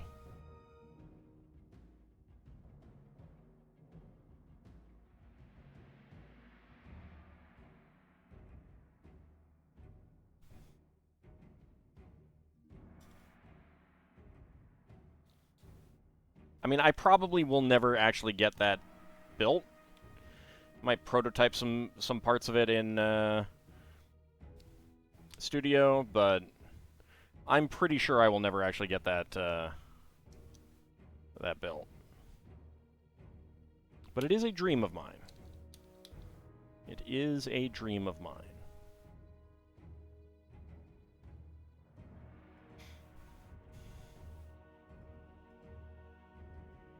Huh, interesting. This one is sealed up. That is why there was the second...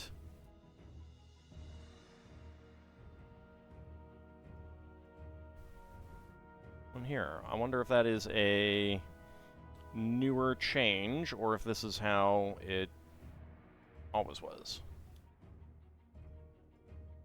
At least I will always have Salamis Kai. Yes. I love my Salamis Kai. I need to finish up my Argama as well. And build some of the other ships that will not be as difficult to build.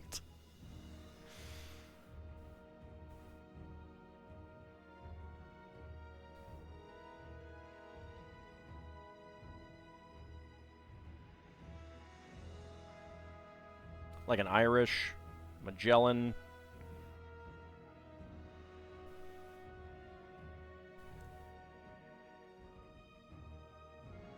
I actually do have a prototype of the Magellan in Studio, and not anywhere close to finished. But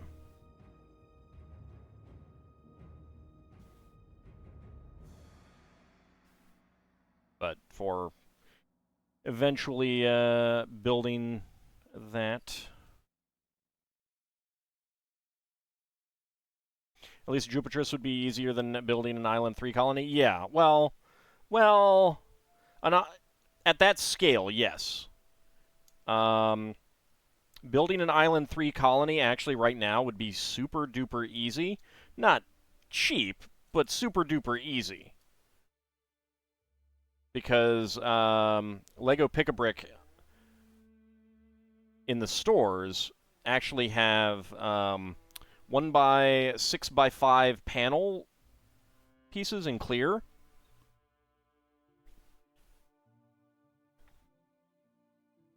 So depending on how large I wanted it to be, get a bunch of those, and you got half of the colony. Should build the side 2 colony and then drop it? No. I respect my friends in Sydney too much.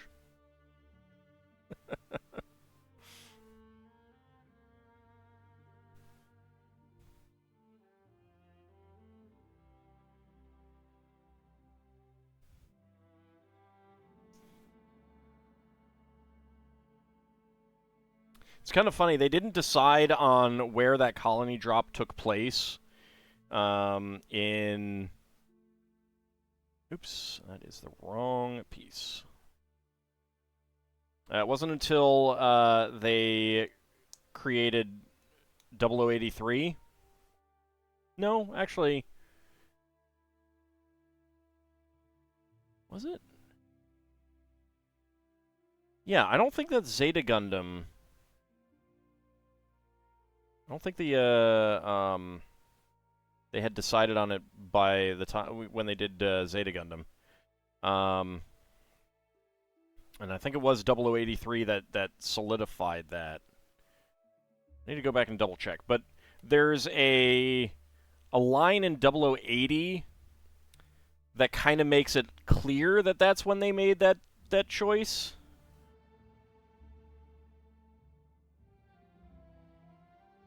Because Bernie makes a comment about being from Australia, like when he's trying to pretend to be a... I think Sydney, specifically. And, it's not the fact that it got destroyed that gives him away.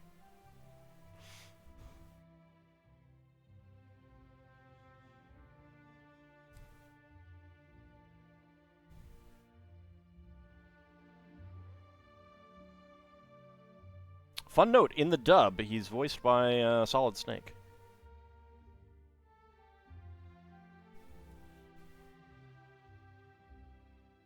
Yeah, 0083 had one drop in the Midwest, yeah. But it was the beginning that canonized where the original 1 Year War drop was. In Sydney. Prior to that, they never really mention where it was. And they never go anywhere near where a location would have been.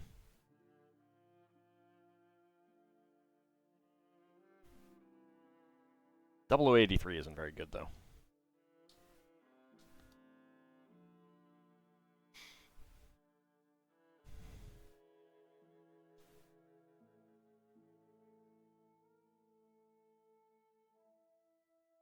But yeah, Bernie gets caught out by mentioning that Sydney would be covered in snow at Christmas time, and someone is like,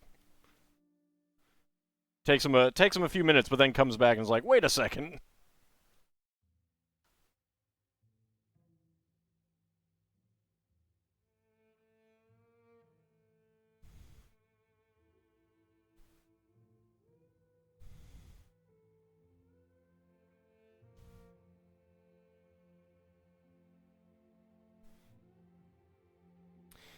The original Mobile Suit Gundam has kind of wonky geography, really.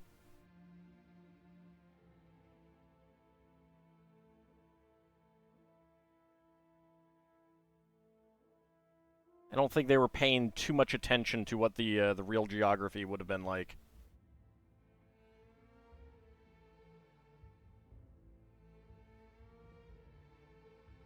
Well, they didn't have a choice.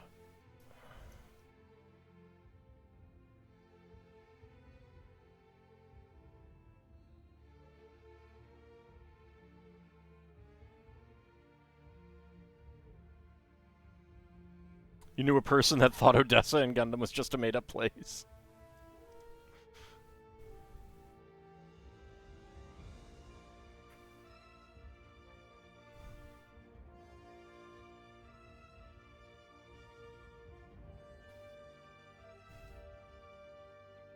There's someone who never really looked at maps.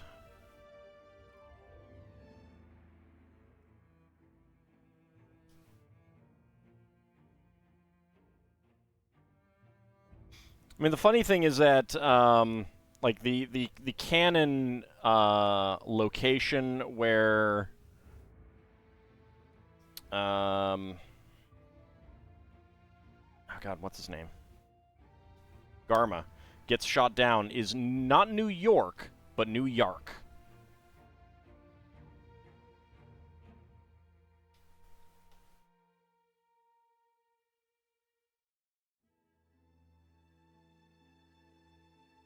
$6K levy full of tonberries to where Ald lives? Alright, well, I'll just, I'll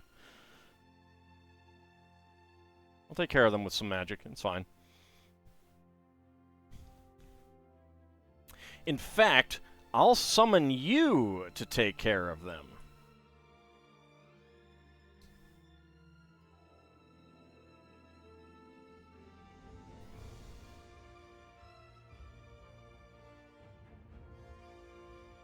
Thought it was supposed to be LA after the Great Canyon episode. Like I said, Mobile Suit Gundam's geography is pretty crazy.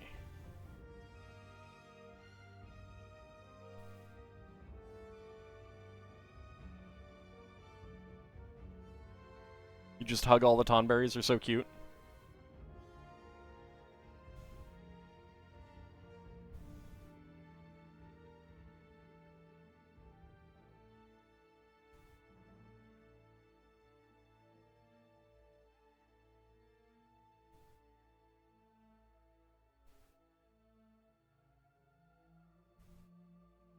And yeah, I mean, that's the other thing, is that it's the Great Canyon, not the Grand Canyon. It's only great, not grand.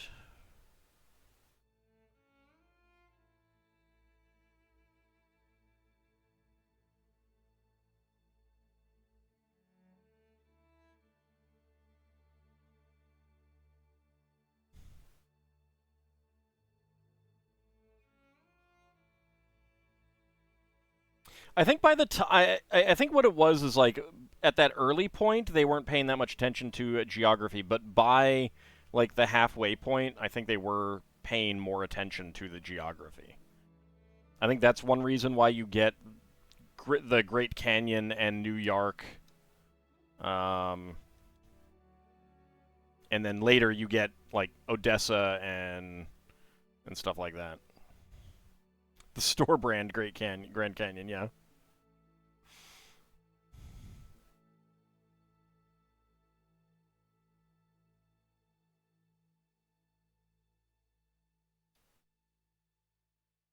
I always get my Great Canyons from Costco. It's cheaper than the name brand Grand Canyon.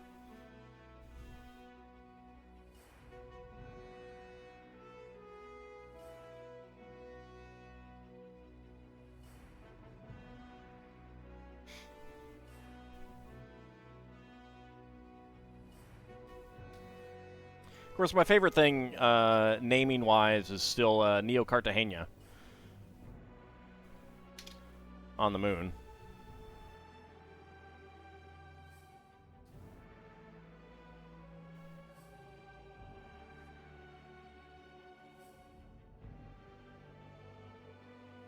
All right, Vigistry, have a good rest of your night. The video will be up on YouTube, so you can check it out then as much as I can do it. I'll put some pictures up. I'll find some place to put it on display and get some pictures.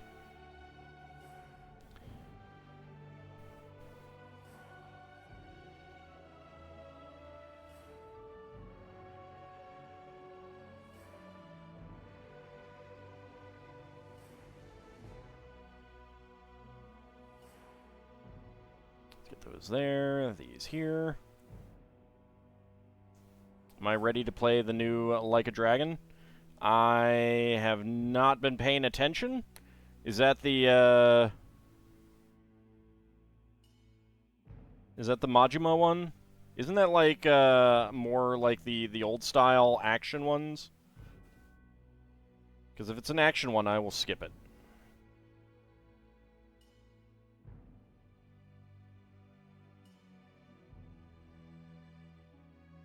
Yeah, I will skip that one.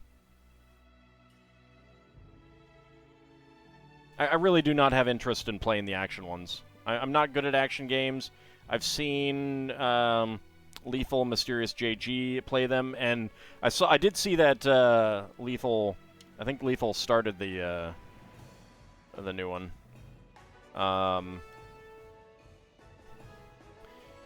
Yeah, I do not have like. I think Lethal prefers that style of gameplay, for one thing. So I would rather watch someone else who's actually competent play it. I would not be competent.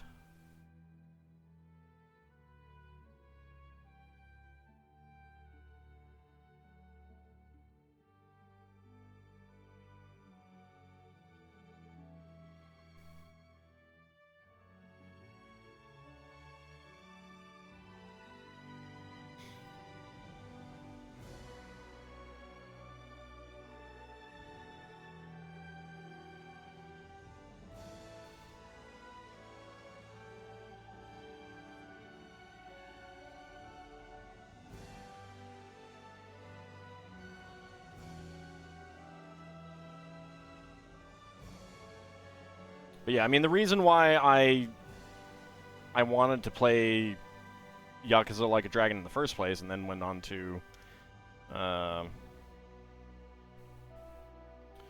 Infinite Wealth, is because they were RPGs.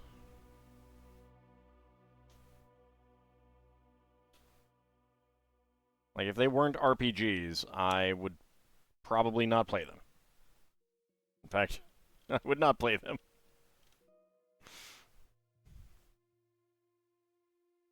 It's not masochism per se, but I just would not find it fun. And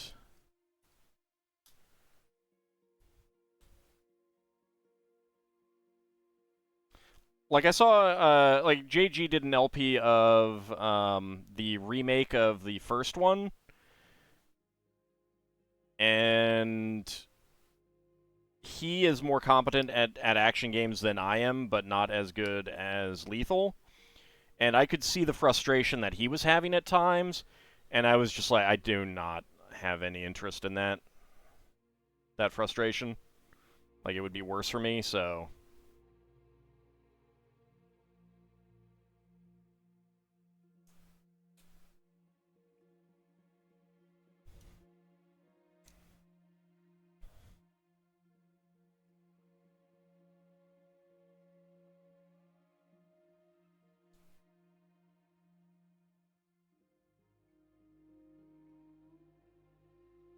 So I will stick with the RPGs.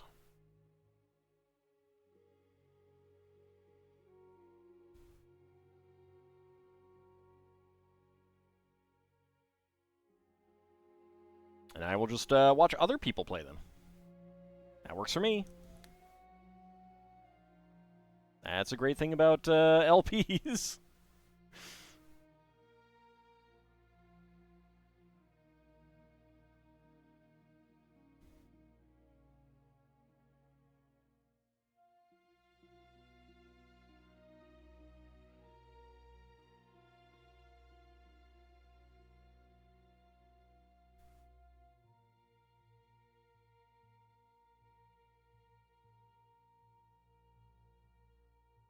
Alright, there we go. Oh. Alright, get that on there.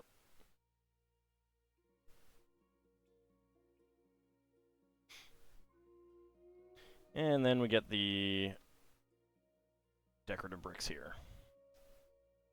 Oh, you had no idea it was action?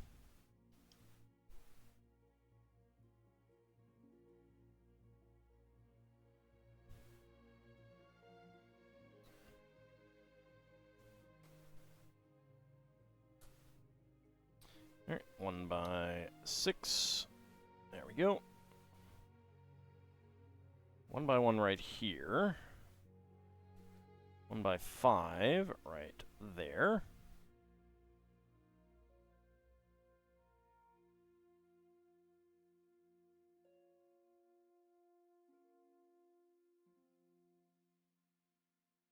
Okay. There we go. So I believe that these right here are indicating where more posts would be. And there were 1x1 cylinder plates on the base.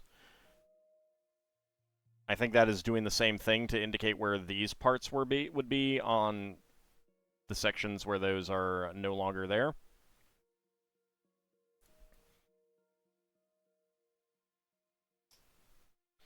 Yeah, I don't actually pay that much attention to new games because I've got so many games that I do want to play, and I have not had much, like, obviously there's, you know, playing a new game that's fun, but there's also the element of trying to get in new viewers by playing a brand new game that's just come out, get some of that, search traffic and stuff like that. The problem is that my channel is not large enough to generally get high in those search ranks. Number one. Number two, LP content isn't that big these days. Like, it is not... It does not get the search results that other videos would get.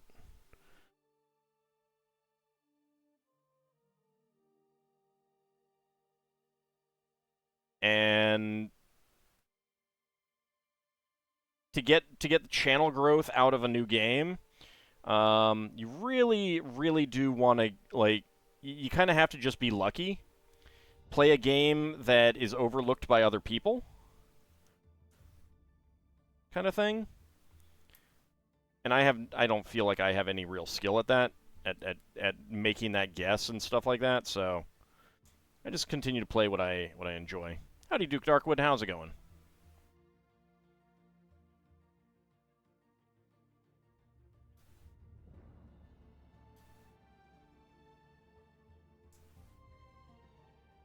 So that's just like a headache that I would rather not get, you know, deal with.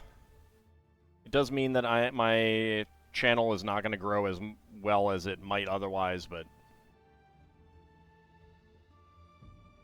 at least I didn't go all in on Concord.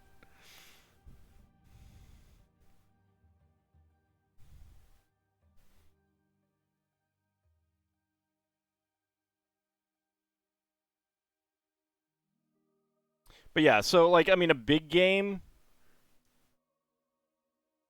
I'm not going to get search traffic. I've tried that before, and I just don't think that it works. That it really works for me. Oops, don't pop that off.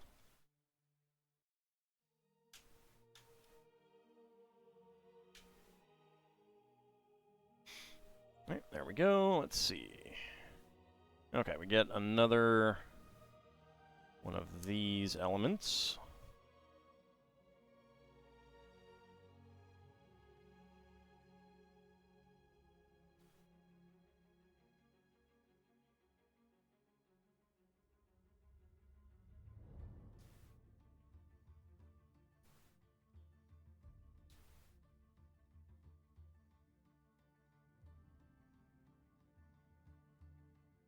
You've decided your channel will be consisting of reaction videos and videos that begin with, we need to talk, that have a picture of you making a serious face.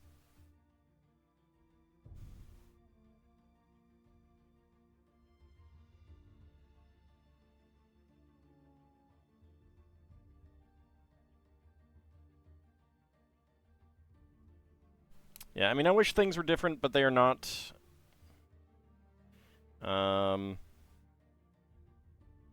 Channel growth. I mean, the channel is still growing, but it's kind of stagnant. Like it's not growing super duper fast.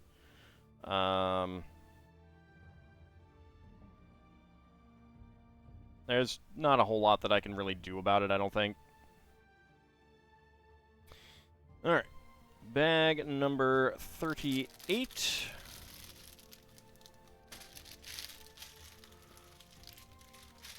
I can't believe that there is still water on this from Wednesday.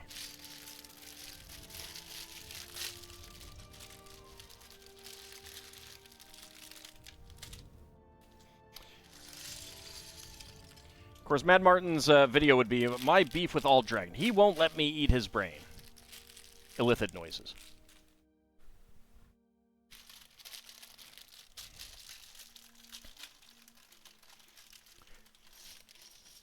Manufactured controversy, the way to success. Yeah.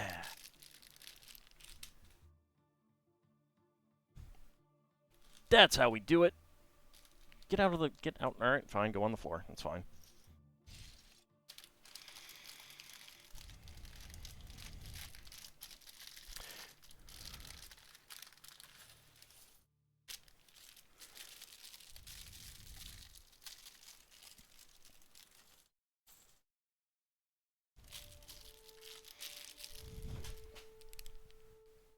Oops. Something fell. Hold on. Let's get that. My chair knocked something over. The chair back. There we go.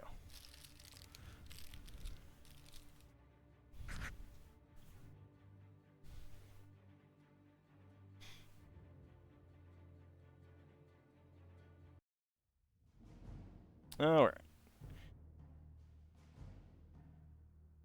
Okay, we're going to have a lengthy slope section coming up.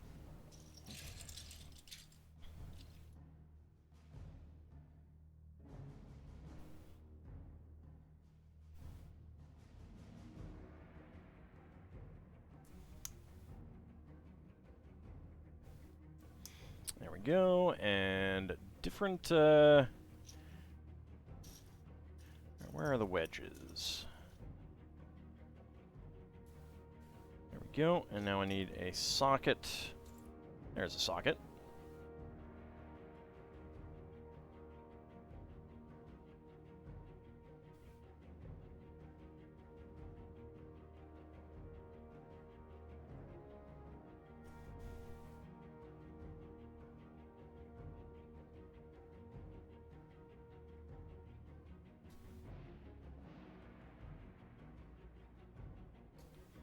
But yeah, it's pretty frustrating that YouTube is like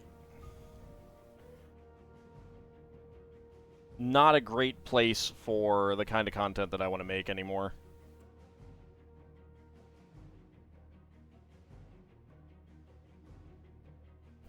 But what are you gonna do? Just keep plugging away, making what I want to make.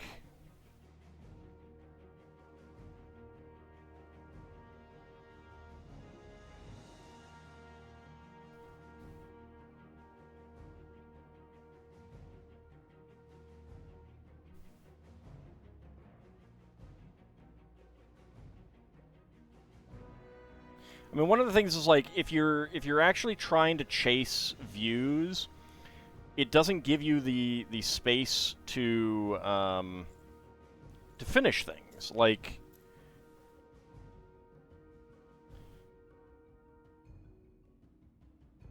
you know, if I was wanting to play a game that came out since I played Final Fantasy IX, I'd have to stop playing Final Fantasy IX, and then you guys would be missing out on the end of Final Fantasy IX, and what's the point of that? At that point, I should only make, like, review video type content. But of course, no one who's subscribed to my channel has subscribed for review-based content because I haven't made any.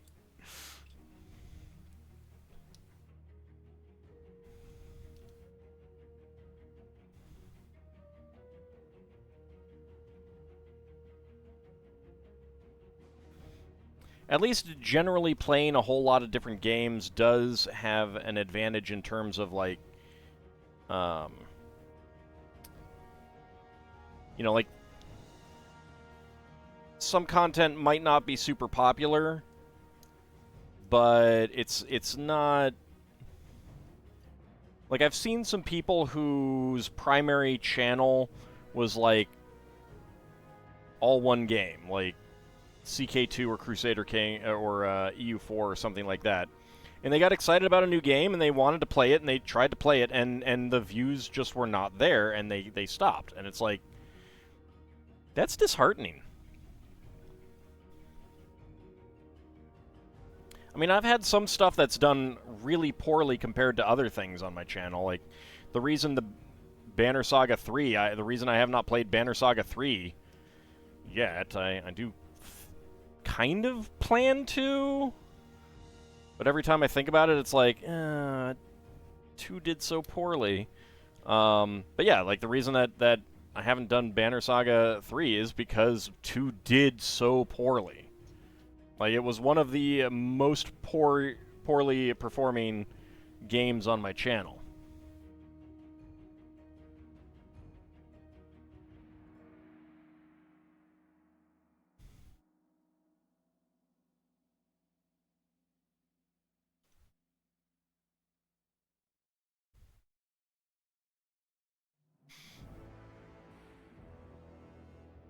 It's your fault you weren't around to watch Banner Saga 2?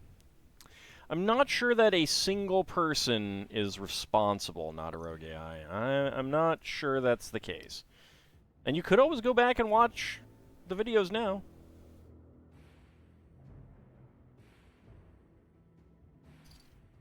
Like, watching later does still help.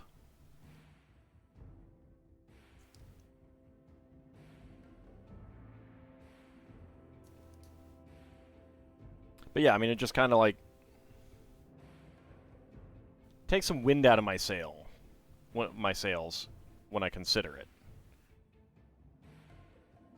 Because, like, how many, you know, and it's a sequel to a game that many people on my channel have probably not watched and probably won't go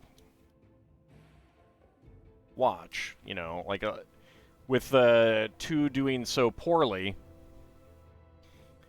if I did 3, how many people would be like, oh, I'll go check out 3 so I can watch, I'll go check out 1 and 2 so I can watch 3. Not too many. Not too many.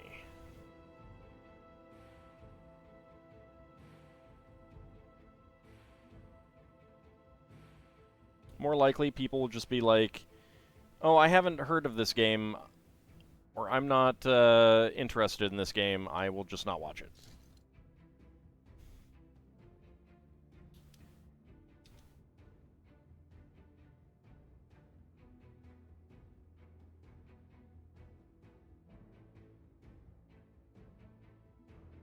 So that's kind of where that is, for example.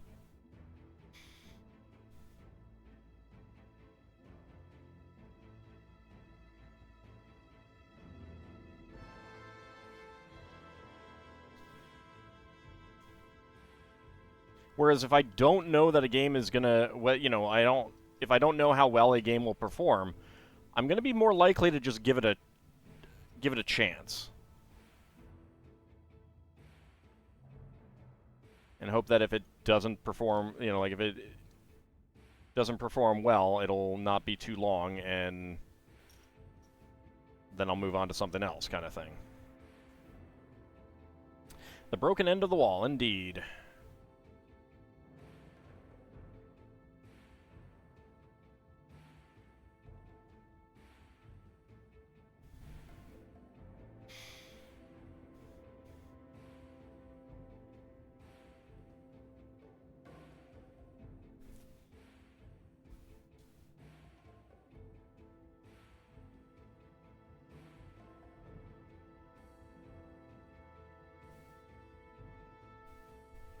Like, I was actually expecting Starflight 2 to not do well, and it did pretty well. I was pleasantly surprised at that. Very pleased. Because I ended up having a lot of fun playing that. I was actually surprised at how much fun I had playing that. Like, I mean, I expected to have fun, but I had more fun than I expected. If that makes sense. So that was pretty nice. I think one of your gripes with CK2 right now is you've disallowed Vassal Wars, and yet one de jure vassal is nope, gonna ignore that.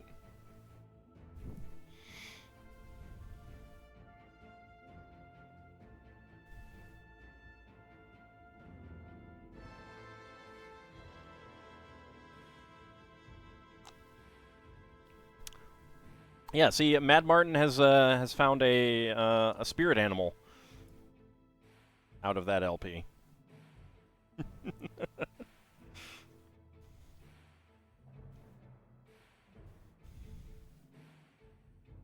Yeah, CK3, like, I think CK3 burned me out on Paradox, honestly. And again, like, that's kind of bad for my channel because Paradox stuff actually did pretty well for my channel. But it was like, I didn't want to, like, I didn't like what they did with the game, and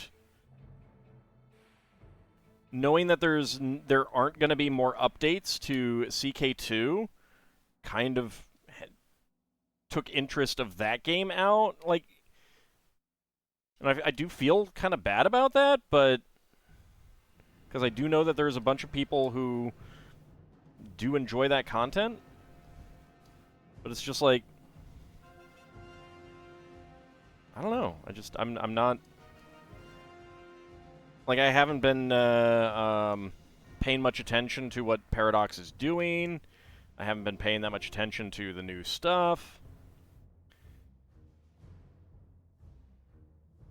CK3 isn't for you, and you don't know if you'll ever get another Paradox game, to be honest. Yeah, and that's kind of what it is. It's like, it there was an like.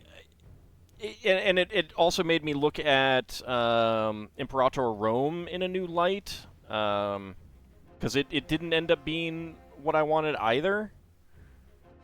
And when CK3 came out and it did things that I didn't like, it made me kind of be like,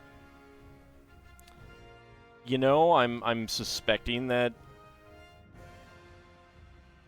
their whole, their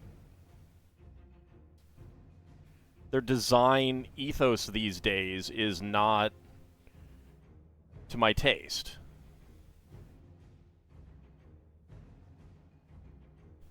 I know too much about city planning to like City Skylines. That's the problem. I do have City Skylines. I did play some of it. I think I streamed some. I don't remember. But there were so many things that it was like, I could fix this problem if I could do what real city planners could do here.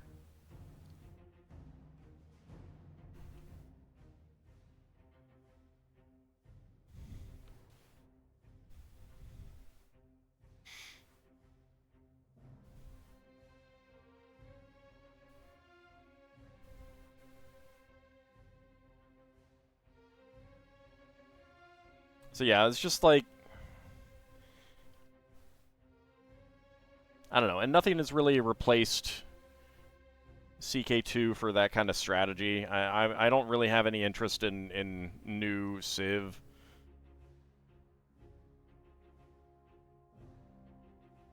Oh, I mean, I would definitely consider playing the original SimCity. I played that a ton as a kid. I don't know that I would be considered good at it, but I did play it a ton. But it also has no end state. Like, there's no real, you've done this now, you win kind of thing.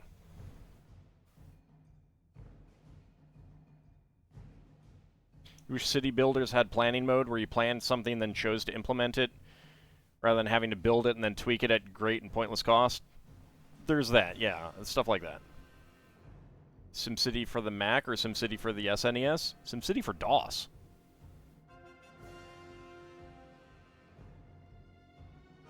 Like, the real OG SimCity.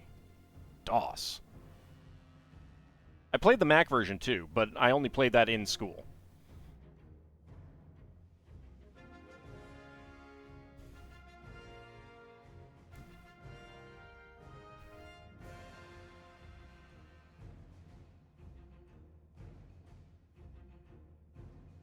Honestly, part of it is like also the taxation. I know too much about taxation for me to be happy with how SimCity and those types of games operate.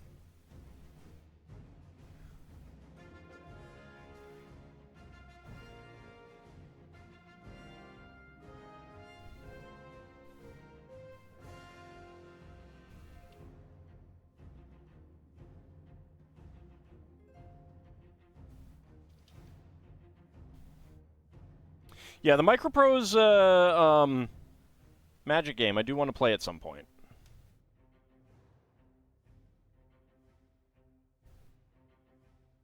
I do want to play that at some point.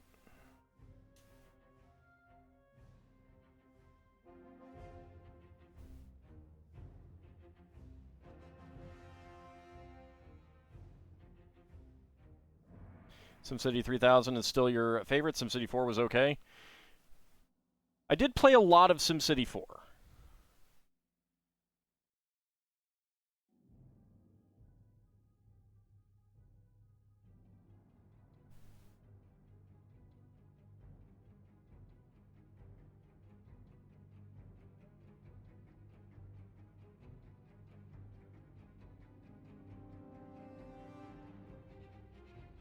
Oh yeah, Bahamut. I would need time to do it, kind of thing.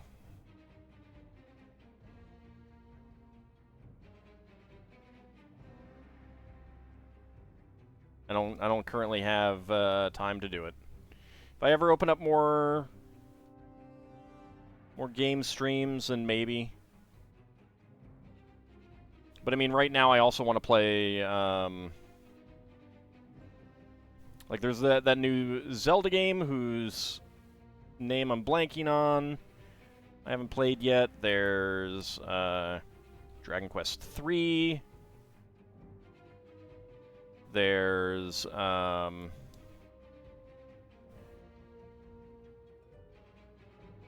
you know, Dragon Quest 1 and 2 are coming out. Xenoblade Chronicles X. I still have to play Xenoblade 3. There's a lot. There is a lot to play.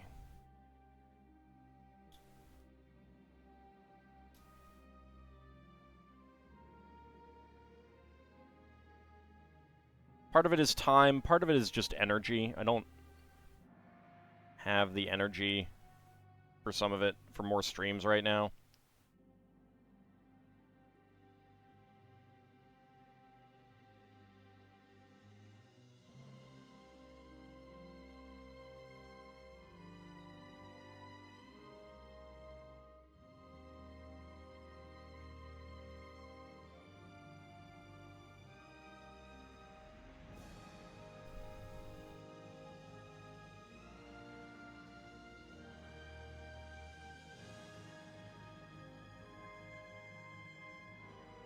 Okay, there we go.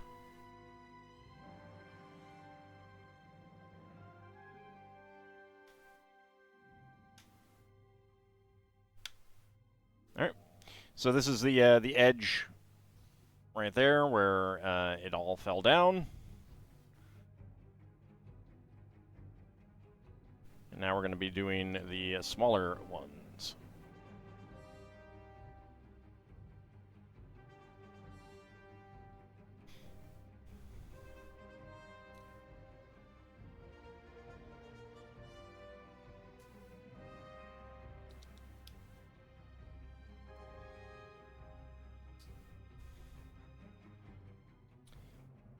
Can you imagine if they restored the building? I would not want them to restore the building. I would want them to duplicate it.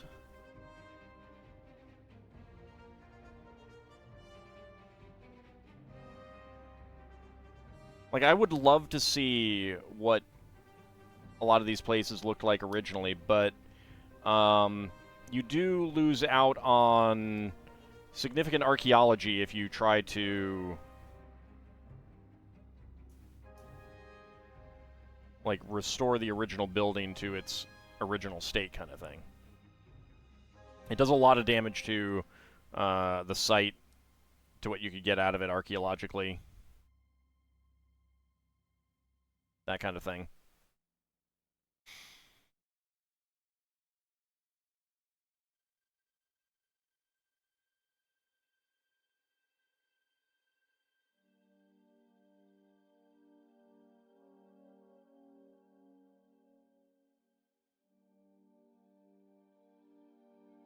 But yeah, like, I really do.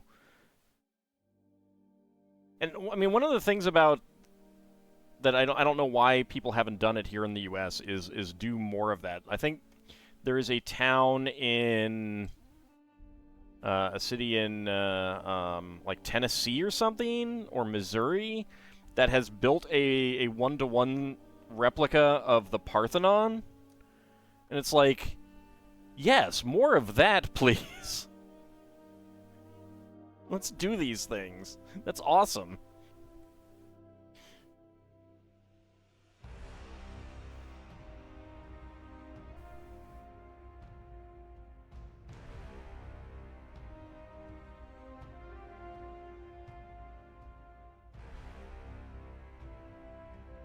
I think someone did a restoration of what a lot of the Wonders would look like at their height through, like, drawings. Oh yeah, I mean, there's that. Some things we just we don't know enough about them.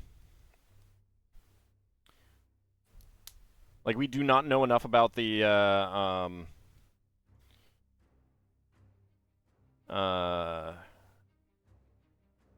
Colossus at Rhodes to even try a restoration of that. Nashville, thank you.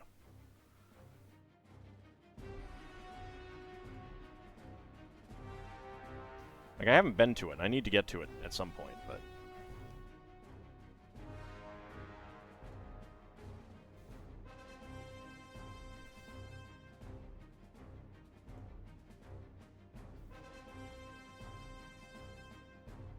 But yeah, let's do one-to-one recreations of stuff.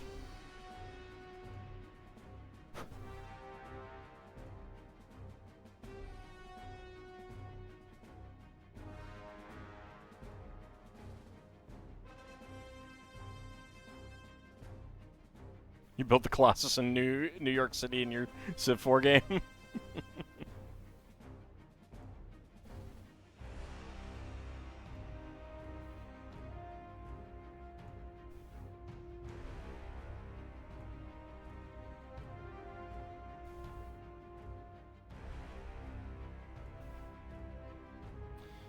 Alright, let's see. Brick here.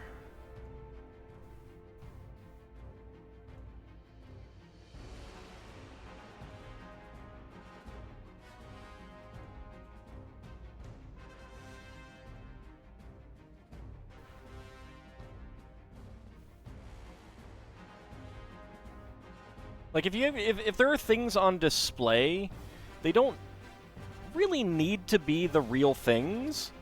As long as you're not claiming they're the real thing. Like, all the looted antiquities and stuff like that. Make a reproduction, make an accurate reproduction, put it on display, and send the original back to where it was looted from, for crying out loud, you know? I don't necessarily need to see the original. But I do want to see the thing. Alright, Seelan, have a good night. Thank you very much for coming on out. We're closing in on the end, but I'm going to go a little bit late to try and wrap everything up.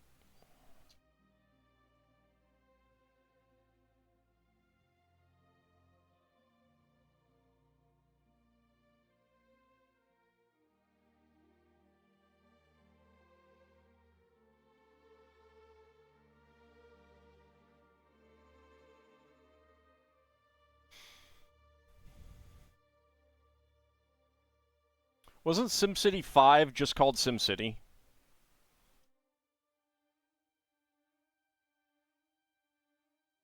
Colossus is simple all, just a giant Helios straddling the harbor? I mean, to a certain extent, the Statue of Liberty is the... Like, it is a spiritual successor.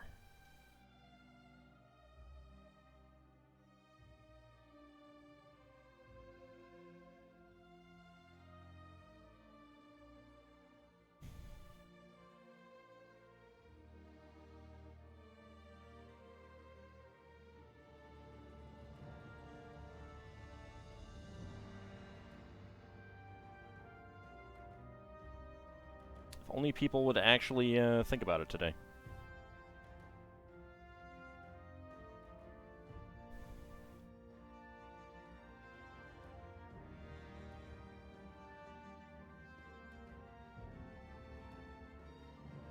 Oh, whoops. Uh-oh. Got the wrong part here. There we go.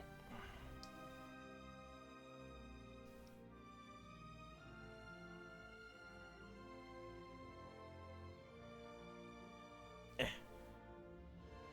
it in there. Get it down. There we go. It's fine. It's fine.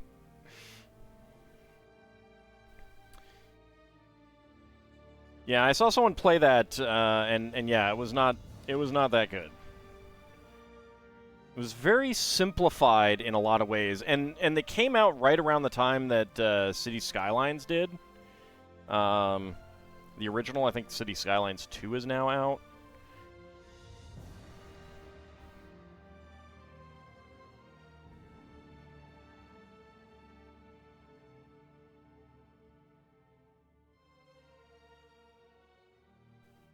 and the difference was pretty stark.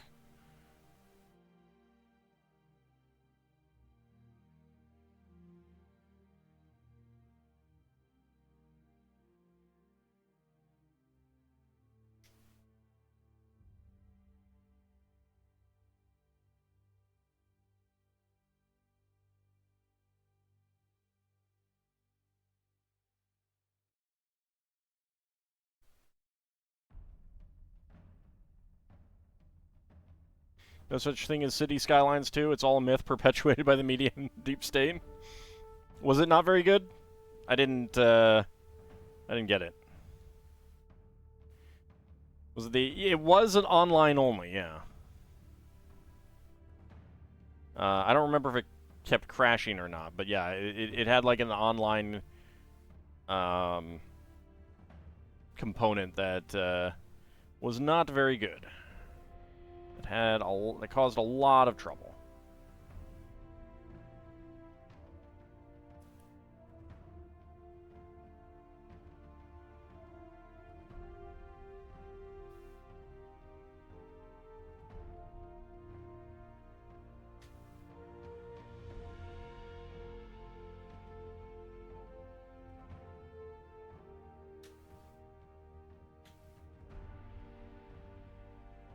There we go. Alright, there's a pair with tile slopes here.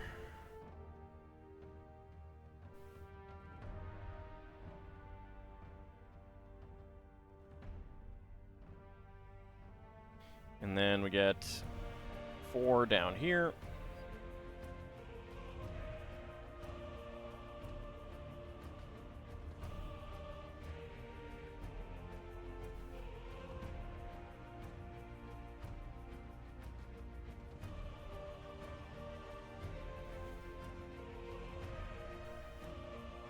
Okay, before I put that in, let's see what else we need to make.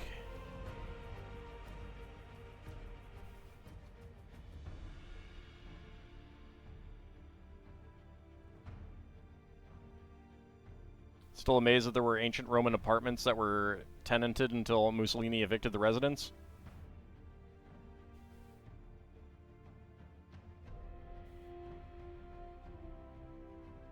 Rome built things to last. They definitely did. Alright, so, extra parts, because I'm pretty sure these are all extra parts. 1x1 tile slope in beige, 1x1 cylinder plate in beige, 1x1 cylinder plate with hollow stud in tan, and 1x1 plate in tan. Alright, I need the whole thing over here again.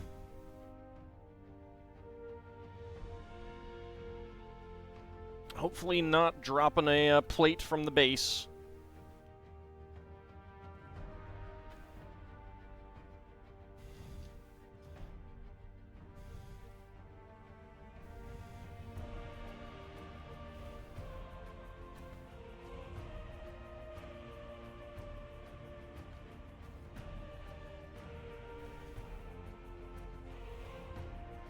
Okay. So this goes in here.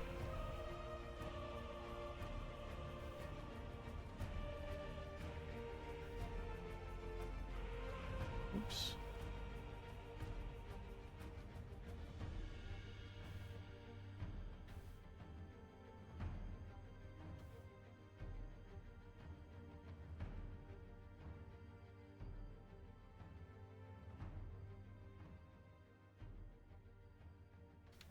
Okay. And then, right here, get that in. Oh boy, all right. It's not quite complete, but oh my god. Now I need to build on here. All right. Let's see, what part is that? That is...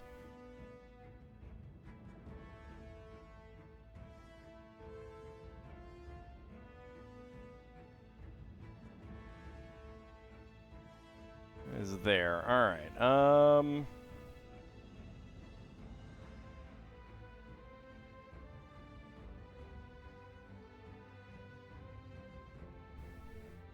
my lord, alright.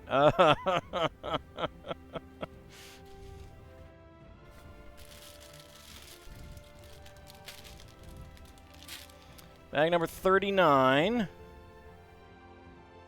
I might need to move the camera.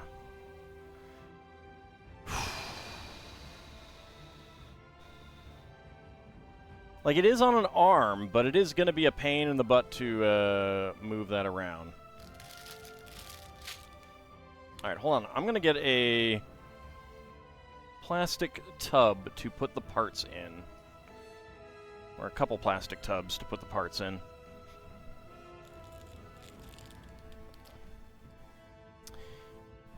If I can reach them. Okay, this one won't do. That's good. It was closer.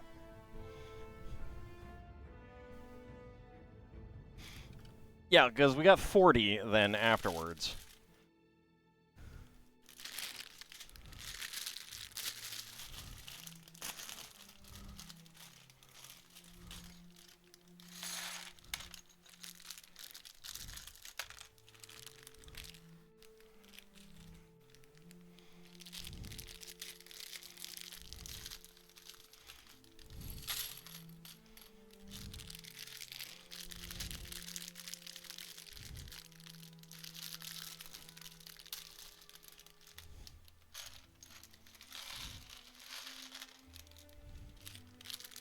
There we go. So now they're all in a plastic tub.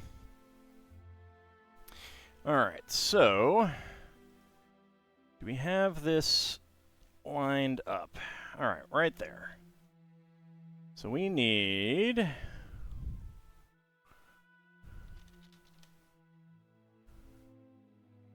some 1x1s. A window. Let's see. That is going to go here.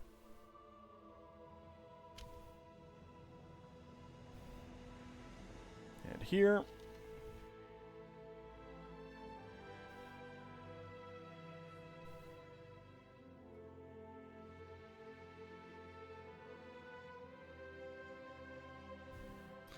Let's see, 1x3 tiles.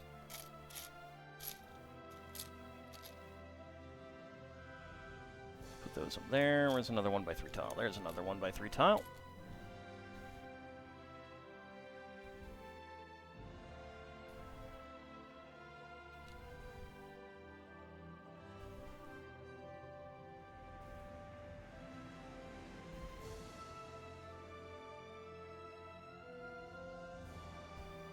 Might pull out the other camera for this part. I don't know. It might be a little bit easier.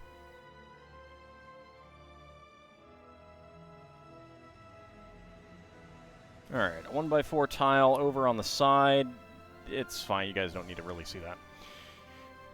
Alright, next up, 15. Oh boy. Alright.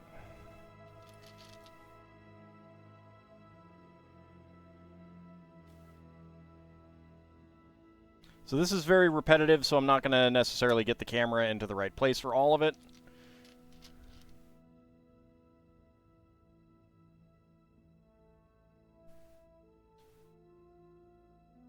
Because we need to do this 15 times.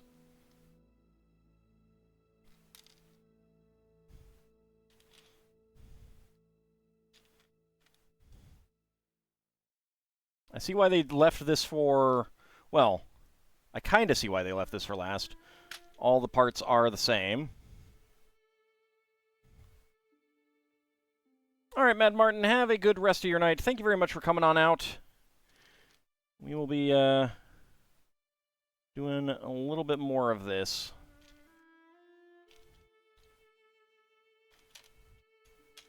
Actually, you know what? Let me move this back. Let me see if I can get the other camera to be in a reasonable position.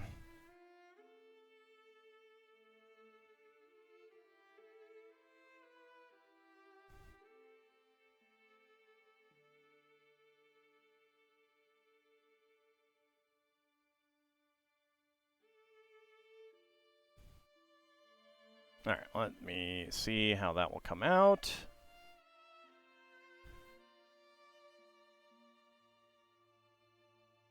Okay.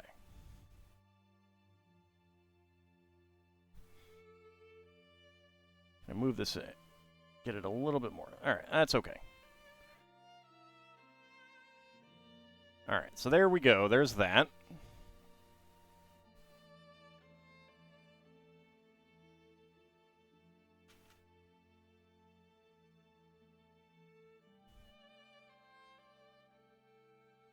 This needs such a big space to build. It really does. This reminds you of the one post of a Lego diner where you had to make the same 4-tile pattern over 30. It might have been something like that. I don't know.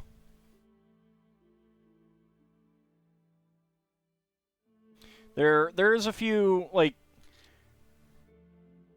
anything, like, the thing is, like, anything realistic tends to require a lot of repetition. Because there's a lot of repetition in real stuff.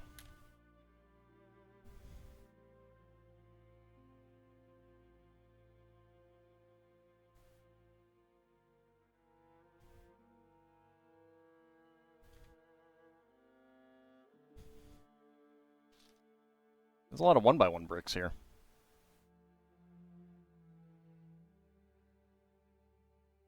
Understandable considering the amount of repetition.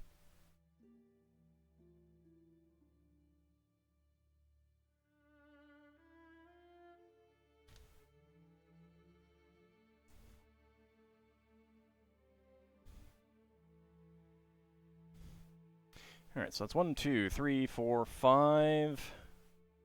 Let's see. 6, 7, 8, 9, 10, 11, 12, 13, 14, 15. Yep, alright. So it is going over to here. I'll try moving the camera when I get to that one then. The Office set and Friends and Seinfeld all had floors with much repetition. Yeah, the Seinfeld set especially, with the tile for the wood paneling.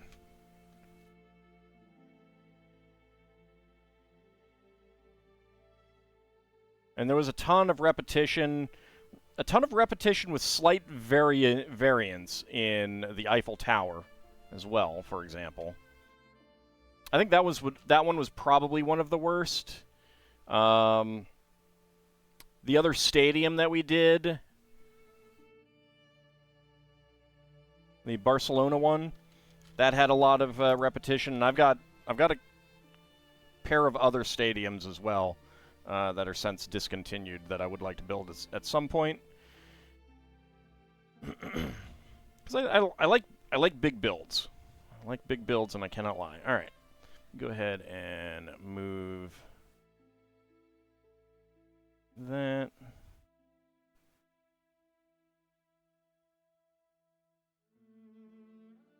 There we go. Hopefully I don't bump this.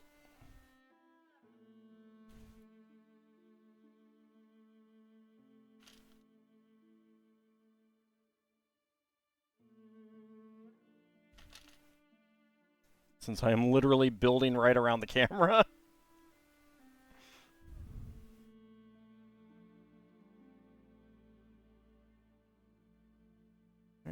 There's that one.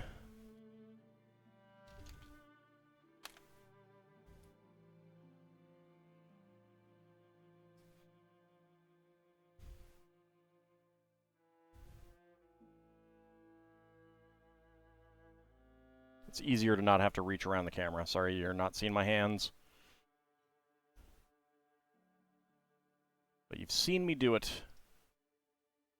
already.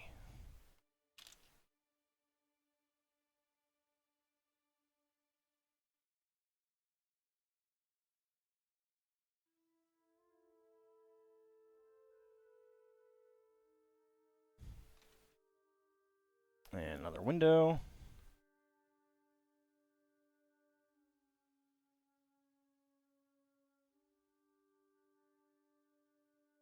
There's a new one deep by 2 tall and 3 long window, which is pretty awesome. We haven't had one in that size since the 80s. So that is pretty exciting. Opens up a lot more possibilities on doing cool window designs.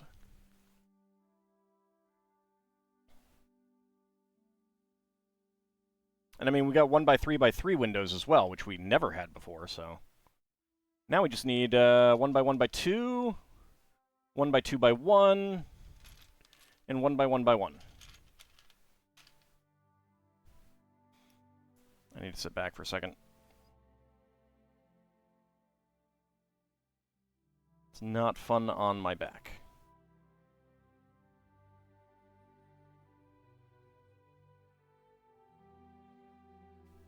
I have to strain to look over the Colosseum at chat.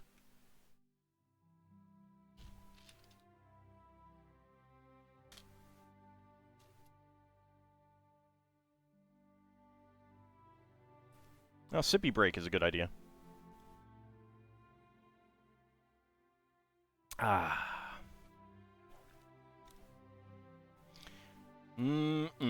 Water.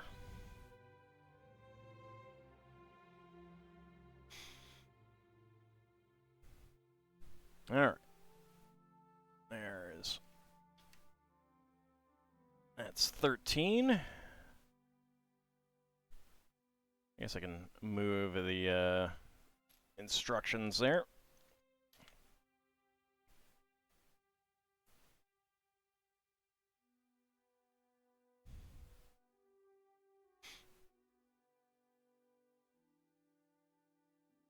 I do kind of wish that these had been put on with the initial parts, so I didn't have this like stretch over the thing to reach it and everything like that.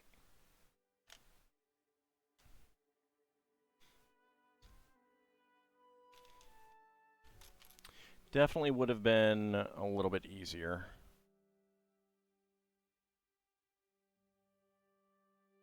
But that's the way it goes.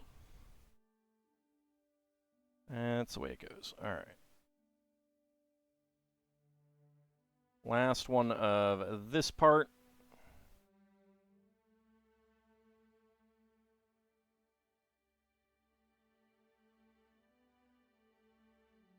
There we go. Alright. So next up... Let's see... Okay, we're gonna have a little bit... You know what? I'm gonna move you over here, chat. That's gonna be a little bit easier. See if I can move this back a bit.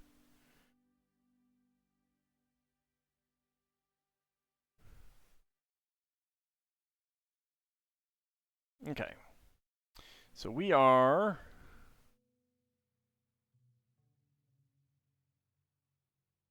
looking at basically the same thing.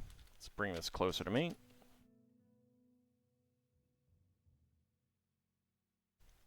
But with plates on the underside. So let's go ahead and make all of these.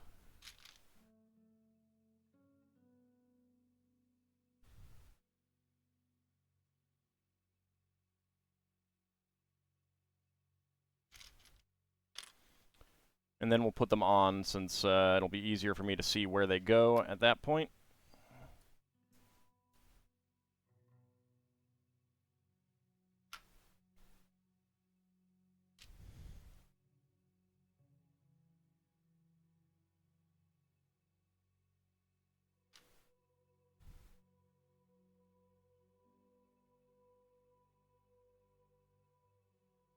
Actually, no. Chat should go back over here. It's going to be easier for me to see.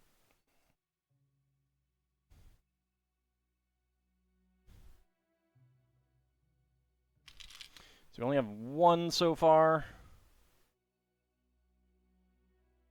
That is 2.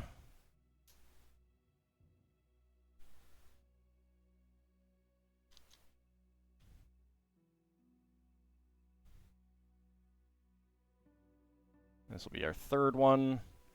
We need to do 8 of these.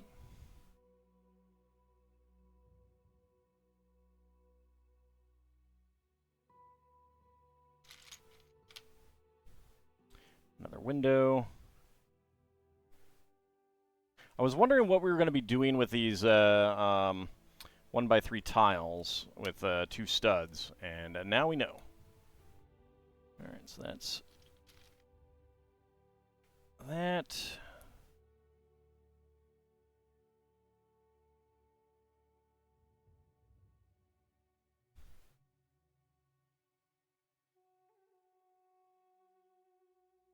How you know you're annoyed with people in arena slippers?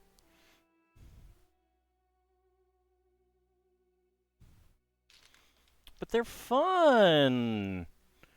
I don't remember what they are, really. But they're fun! Alright, so that is 4. Halfway done with that.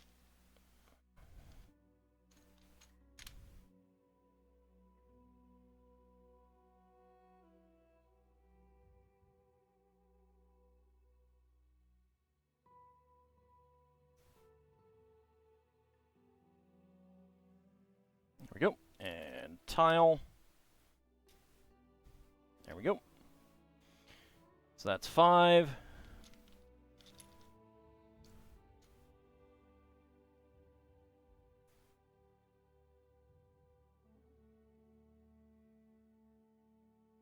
This will be 6.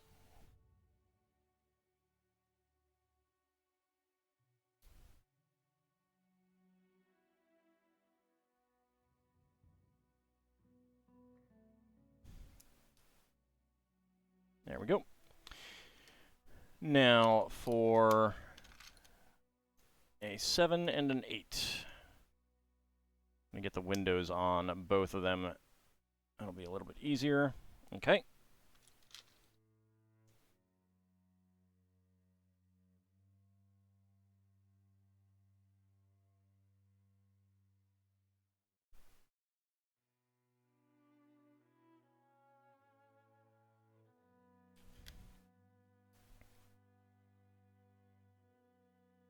Alright, there is 7. There goes a 1x1 brick. Grab that.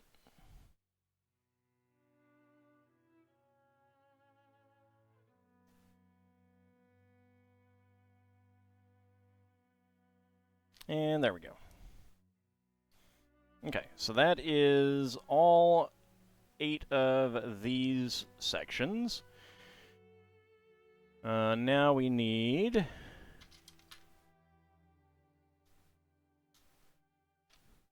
a pair with bricks in them. So that's 1.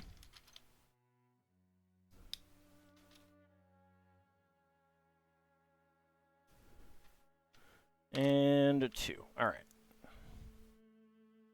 Okay, now let's see where we put them. Okay.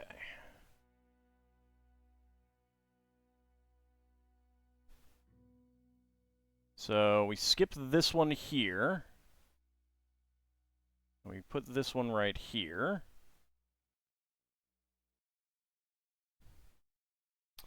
Next one, it looks like we... Alright, let me actually come around here a little bit.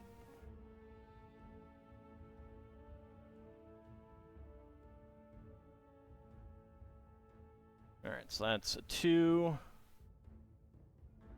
Skip 2 spaces, 3. Get a brick wall, then 4. Another brick. There's 5. Skip 1, 6. Skip 1, 7. And And then we skip 1, 2, 3, 4, 5. 1, 2, 3, 4, 5. All right. And that is indeed skipping 1 on that one. All right.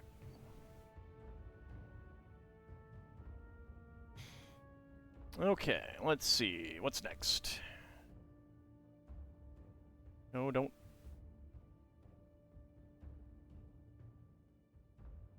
Stop trying to highlight things. Alright, so we need 4 brick ones that have the brick on the other side.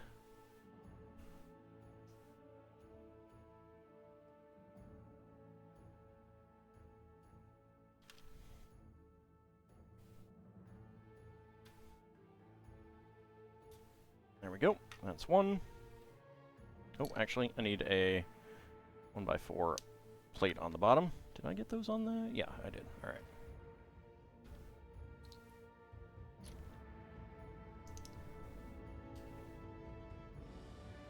There we go.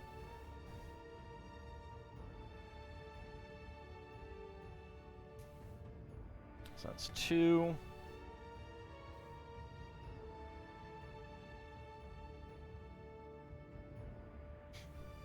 Oh, right. The bricks are in my hand.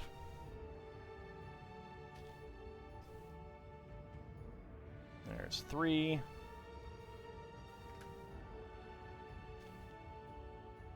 And 4.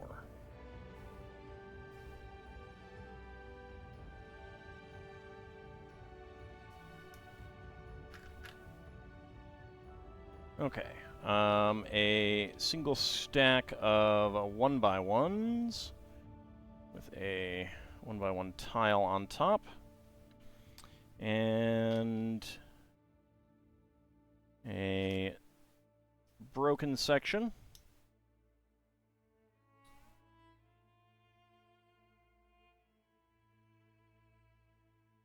One by one tile. 1x1 plate.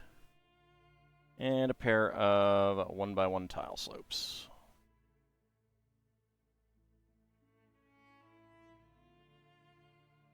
And these go where? All right. Okay, so the...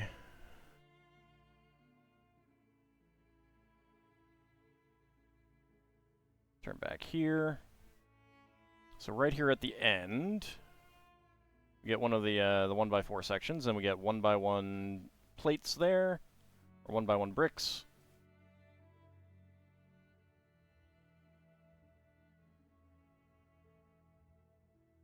Okay. Then, next 2 of these fit in here. There we go, and there we go. This one fits in right here.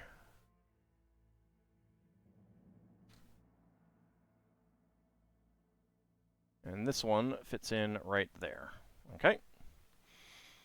Got some broken sections. Okay, 2 that are just plates and tiles.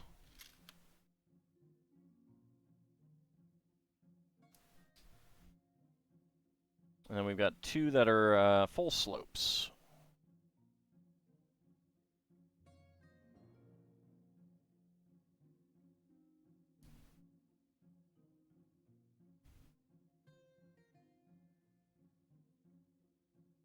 Okay, 1x1 plates up here.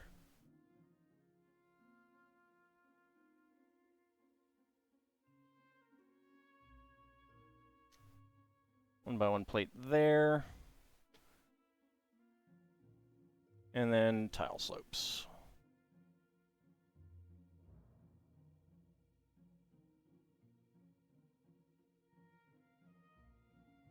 And then a 1x1 plate on the bottom end. Right here. Let's see. That is going to be there. All right. All right. So that's one of those. Let's go ahead and get that there.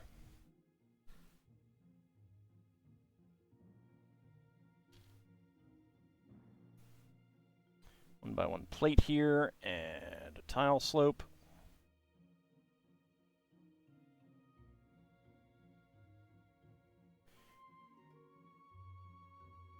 2 1x1 plates. And more tile slopes.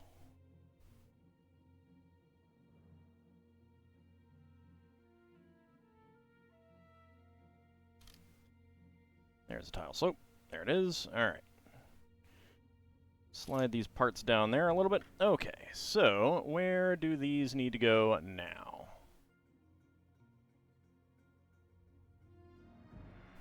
Okay, makes sense. This section right here, front and center. So we get the slopes, and we get the 2 flat sections. All right.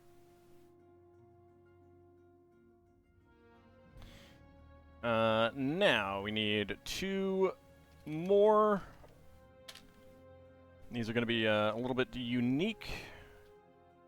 Each one is unique. 1x1 brick right there. So a tile on top.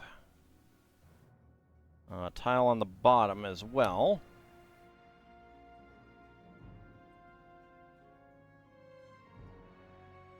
And a tile slope up top. Okay, so that's that one.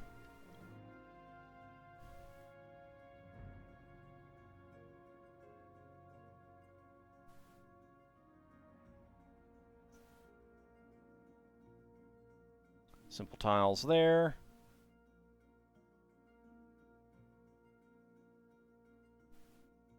And then get our tiles on the top and the bottom. Where are you?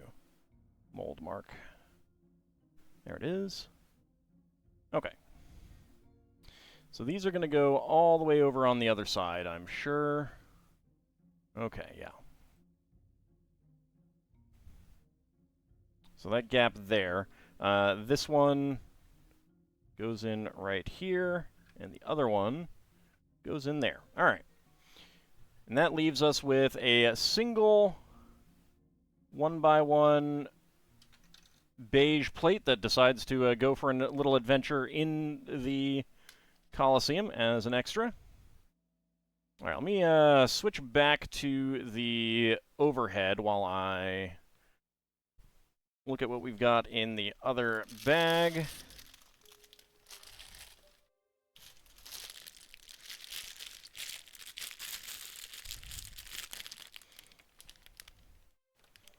Go ahead and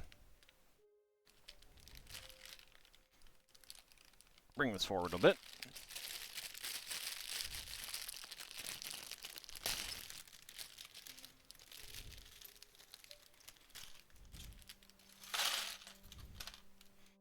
Okay.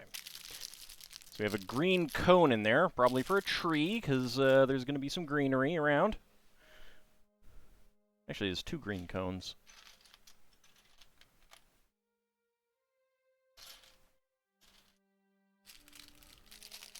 Now you need a floor so you can have a giant minifig gladiatorial duels.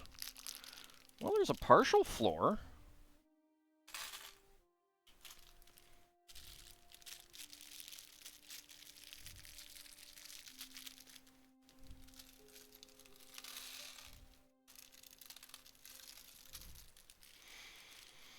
Alright, so let's see. We are going to be building the greenery.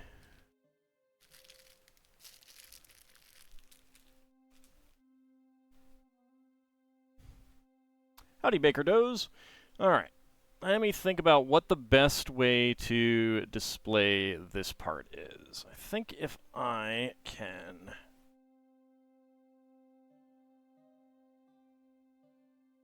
Let me see if this is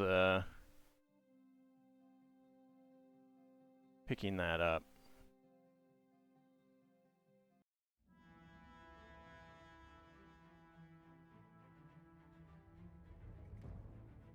Yeah, unfortunately, that is not. All right. Okay, I have another solution.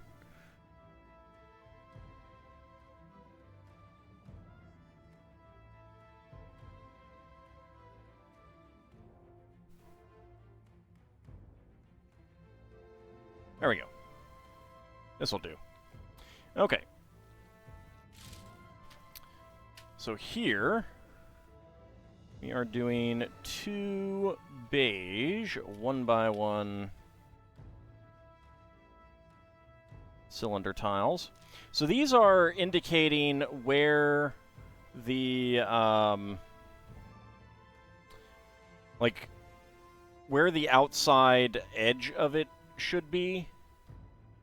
Like, where the original outside edge would be, which is kind of neat. That is pretty neat. Alright.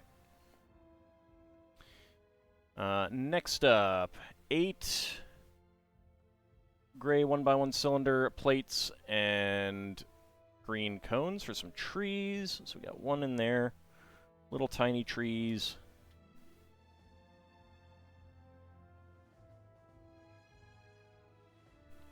One there.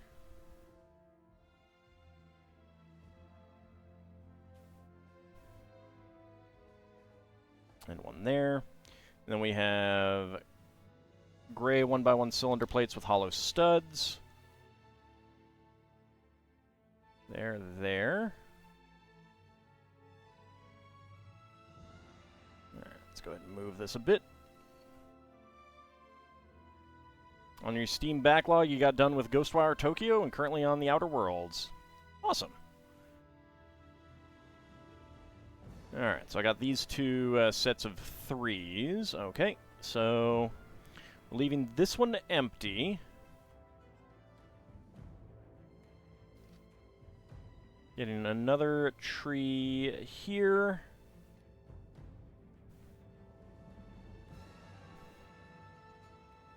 Gray 1x1 cylinder plate there. Get these 2 here. Let's go ahead and turn it some more.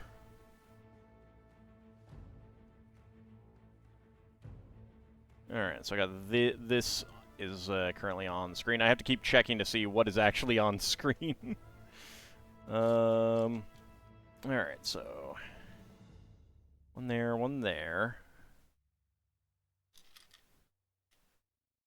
A little tree right here in the middle, and another gray cylinder right there. Alright.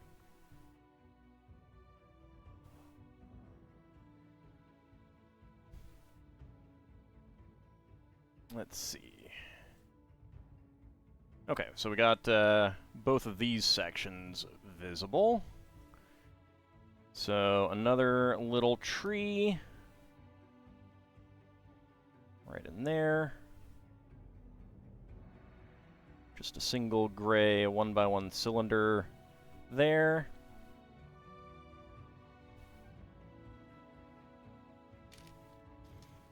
And then just cylinders there and there. Alright, now let's turn it some more.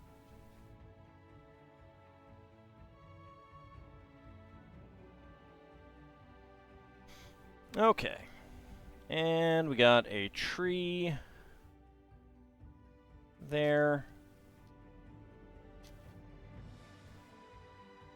Another one there. And a gray cylinder right there. Okay. So that's all of that. Nice having 2 cameras for this? Yes. Yeah. It's working out pretty well for that. Okay, so we're going to make a bunch of larger trees.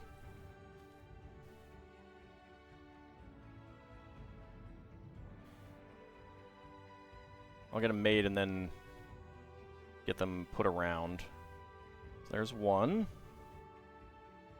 So I need to make 6 of these.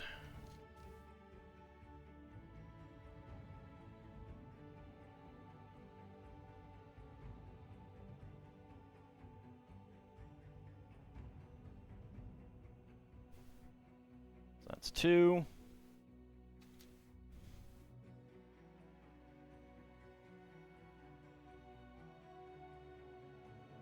That'll be the 3rd one.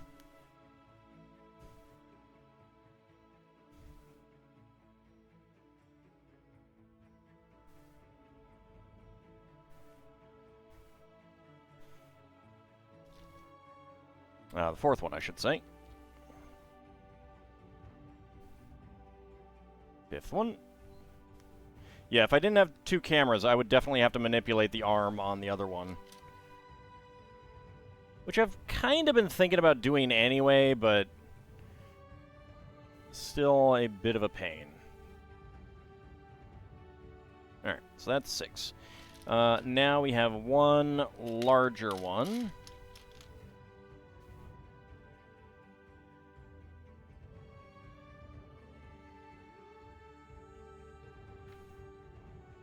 Which has decided to fall on the floor. Alright, where did you go?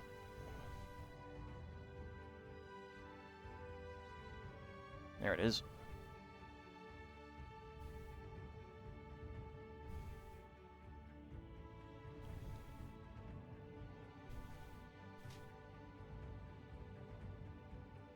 There we go. Alright.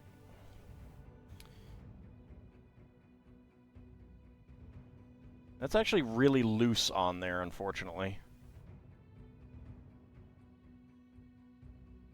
But let's see. We are facing this way. Strange alien topiaries around the Colosseum. Okay, first of all, we got one in here. One right in here. And one over here. Okay. Rotate it back. And we have the big one right here. And one of the smaller ones here.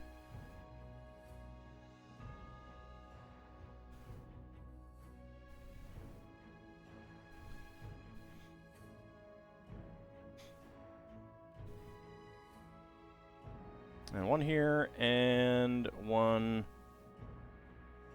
here. Okay. Alright, next up we have 5 larger ones.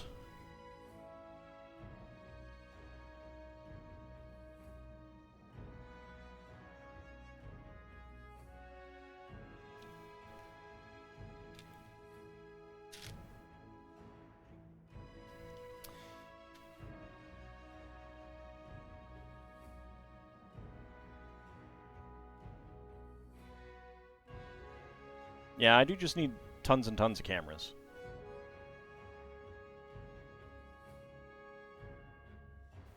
Full-blown studio. Okay, get that on there, so that's 1.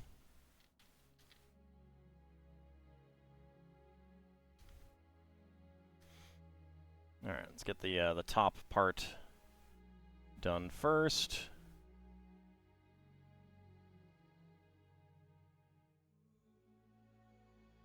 That good? Yeah, that's good. Probably should have just assumed. Alright, so that's 2.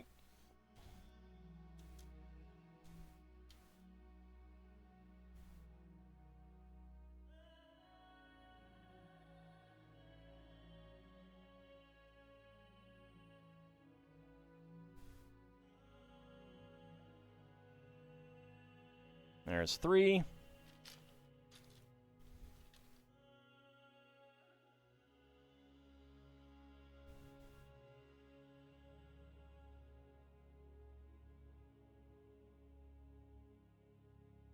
There's our 4th tree.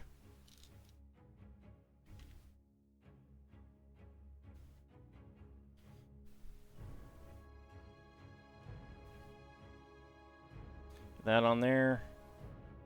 That on there. And there we go. Alright, so that is going to be going into all of the remaining holes. We've seen where they are, so I'm not going to rotate the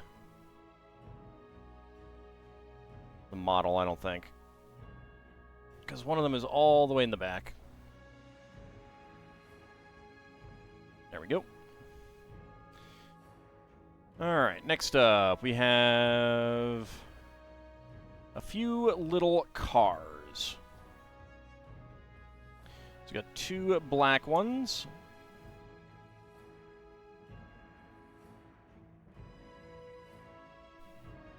Let's see, how many can I see right now? Just the one. That is actually going to be a white one.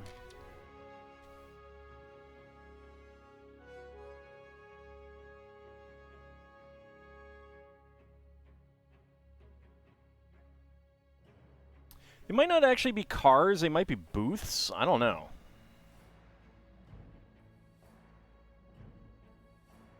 Feels weird if they're cars. Because this doesn't seem like a road. So black one goes there.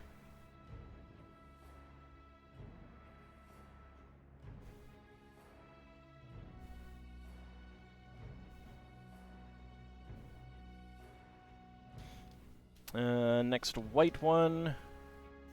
90% sure they're cars. Yeah, no, I mean, I agree. It just seems weird.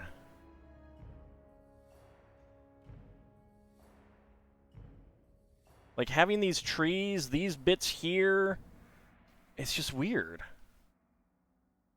We got bright yellow, like the Fiat. And the last one is black.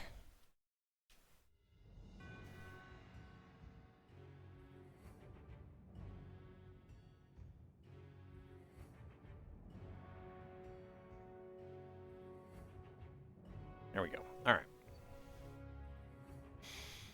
They're just some little first, second, third place stands. Okay, this next part, I can flip back to the overhead camera. There we go. Let me reposition, because we're going to be... move the other camera for a moment. It'll be coming back, though. Alright. Because we're going to be putting something in on that side. Did ancient Romans have cars? Yes, they did. Little known fact. They did have cars.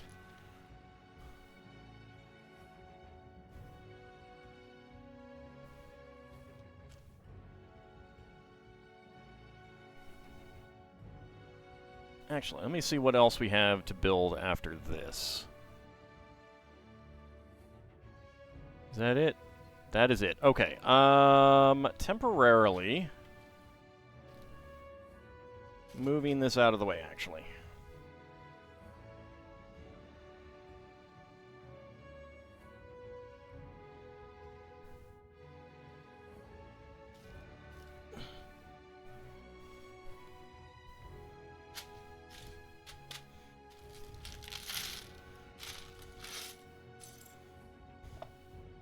There we go. Alright. Phew. Now this isn't in my way. Now that's not in my way. It's so much easier to build. I kind of wish we'd done this first now.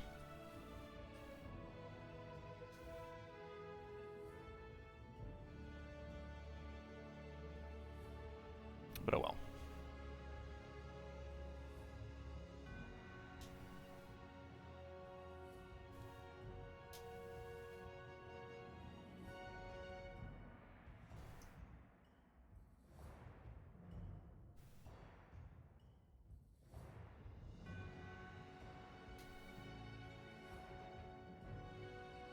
No, I need a bigger table. That's what I need. Which is not actually something I can do in the space that I have here. That would make it even harder to get a get camera coverage and everything.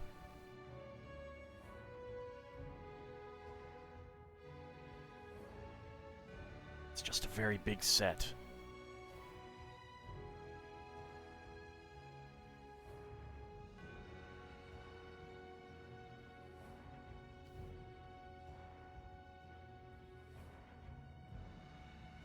Alright, now we get these slopes.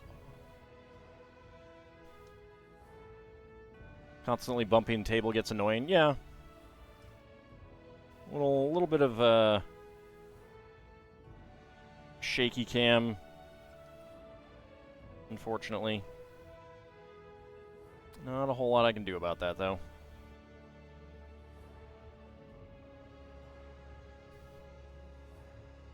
Okay, 1x2 plates. And curved slopes. Alright, next up, we do 1x2 tile. 1x2 tile. Oops.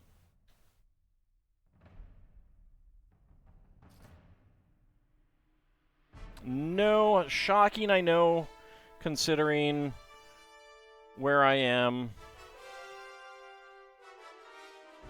I know it makes sense. Living near where Blair Witch was filmed, where it was supposed to take, where it took place.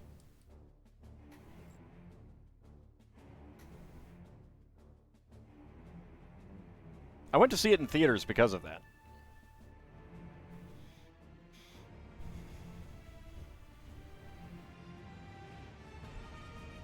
Well, I think this is wood. I think this is representing wood.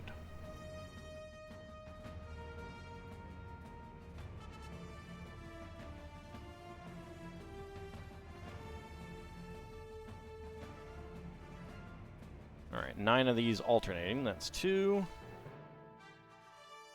3, 4, 5,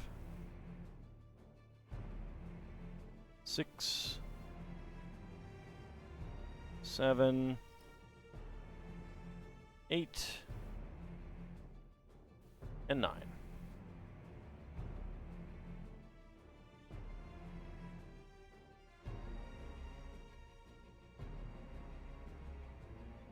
Well, no, but I'm very close to where it took place.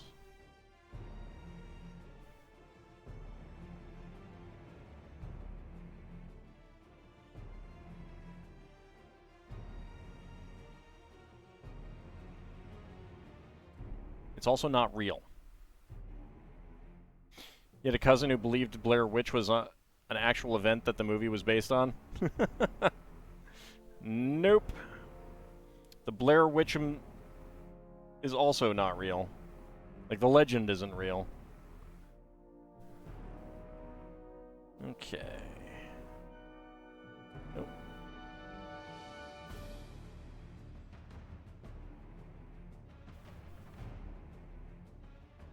There we go. You had to break it to him.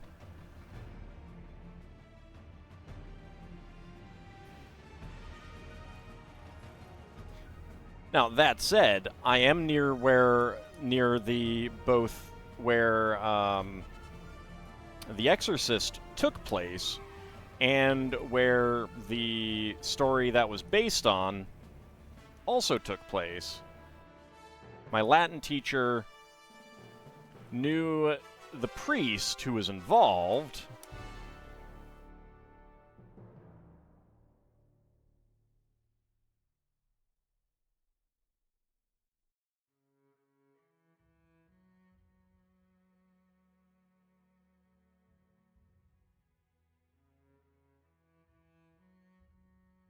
So, fun stuff. And one of the guys who broke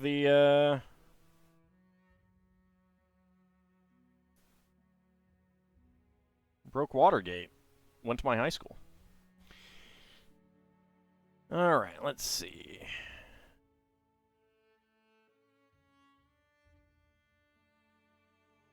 Alright, 1x6.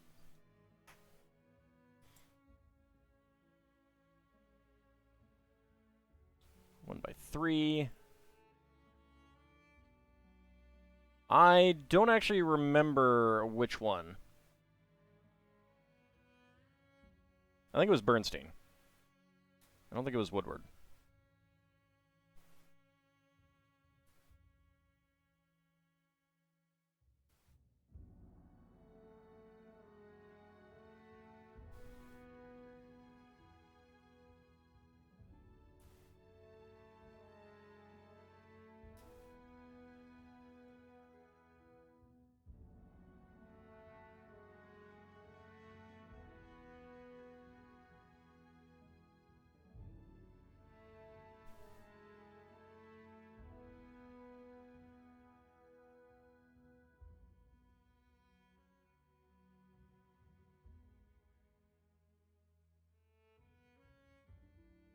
There we go.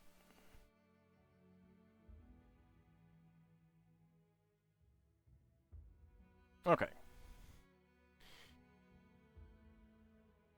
So extra parts, 1x1 plates in white, black, and bright yellow. 1x1 cylinder plate in green, and 1x1 cylinder plate in gray with hollow stud. Go ahead and move the plastic bin. Let's move that.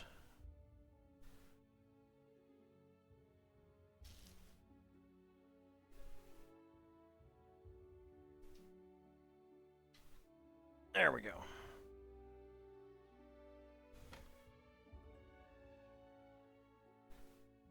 Okay.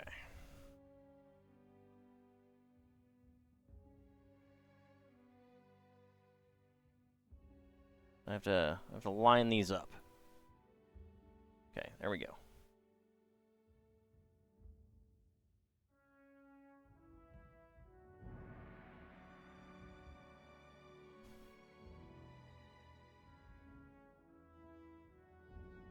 There we go. All right. So there is the recreation of the original fluorine. So that is pretty cool. All right, I'm going to move this back here for a moment. We'll get the other camera, and we'll get a little overview of it.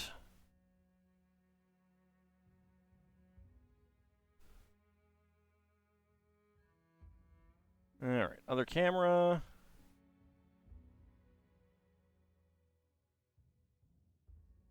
Let me see if I can get this higher before I switch it over. There we go.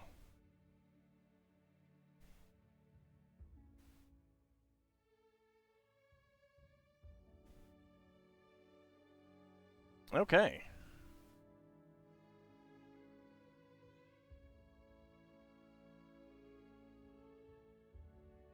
So, very, very large. I have no idea where I'm going to end up putting it. And also, I found a piece that must have fallen on the floor from a previous build.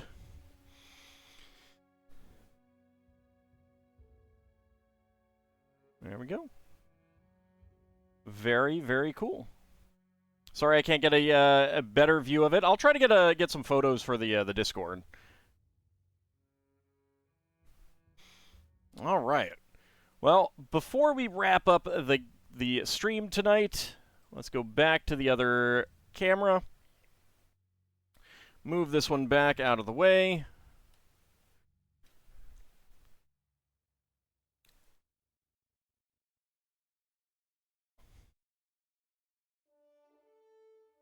Move the Colosseum.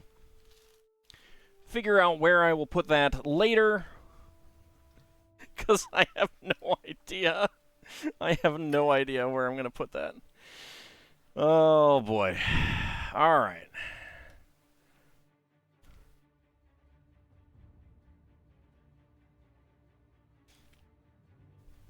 Yeah, it's part of it is, like, its round size does limit where it can really easily go in a lot of ways. All right. Put that there. Hope it doesn't fall.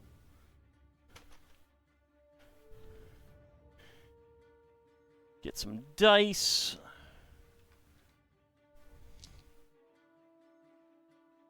All right.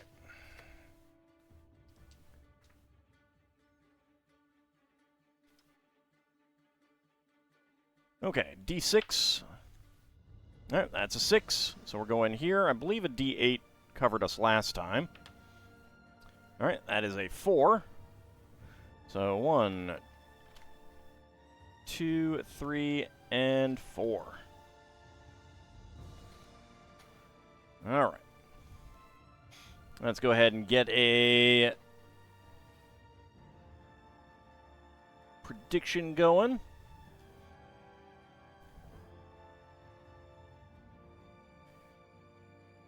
can all guess what is inside the minifig pack. Get your predictions in.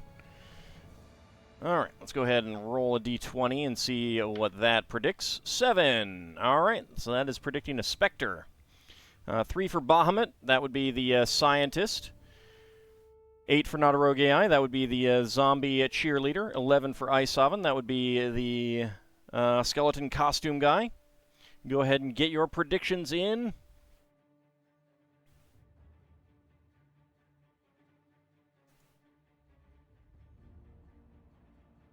Can I guess what is inside the minifig pack?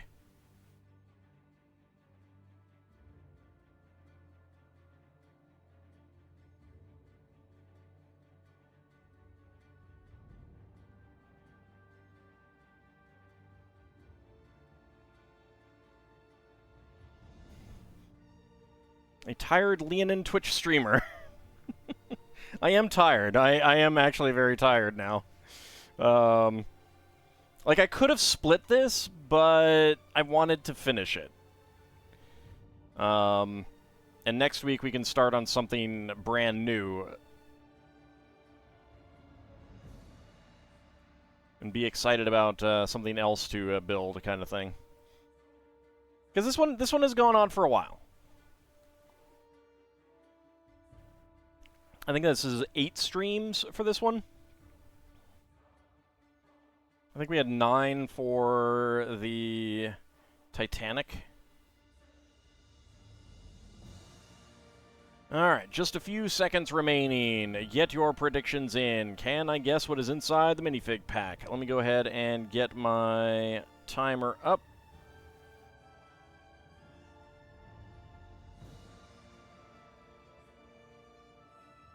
Okay, timer is all ready.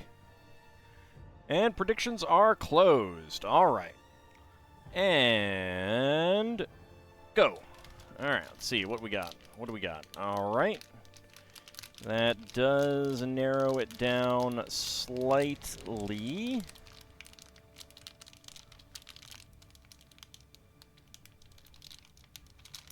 That does not. I need to feel a hairpiece or something. Alright, that does. 22.2. We have the Spectre that I rolled. All right.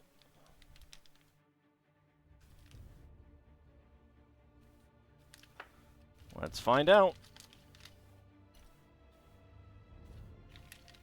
Yes, it is. All right. I felt this piece, and then I felt the. I was trying to feel whether we were going to get a cowl or we were going to get the hair, because that would determine it. All right. So that was 22.2. So let's choose the outcome. 20 to 50 seconds, complete that prediction. And Lord Canis and Isovan getting all the hams. Very nice. Pardon me. Bahamut and Kinshir going for within 20 seconds. Shield of Hope going for 50 to 60. And no one going for no. Yay hams, indeed. Yay hams.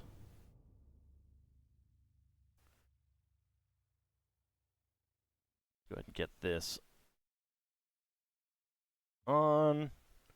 Looks like it got a little crunched in the bag, but it is just cloth, so that's okay. Oop, actually, that is the wrong way around.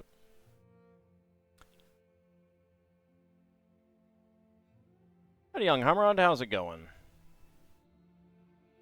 There we go.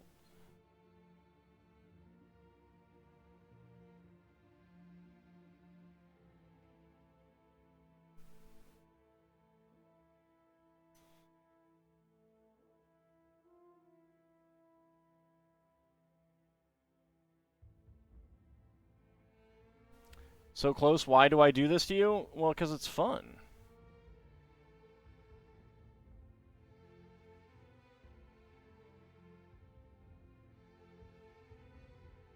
Get onto the hands. There we go.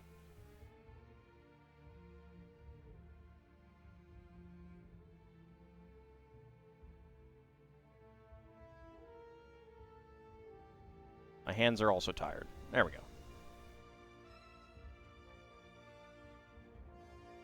There we go. All right, let's go ahead and mark him down. That is our third of that one. Okay, next up, we've got the Lego Movie minifigs.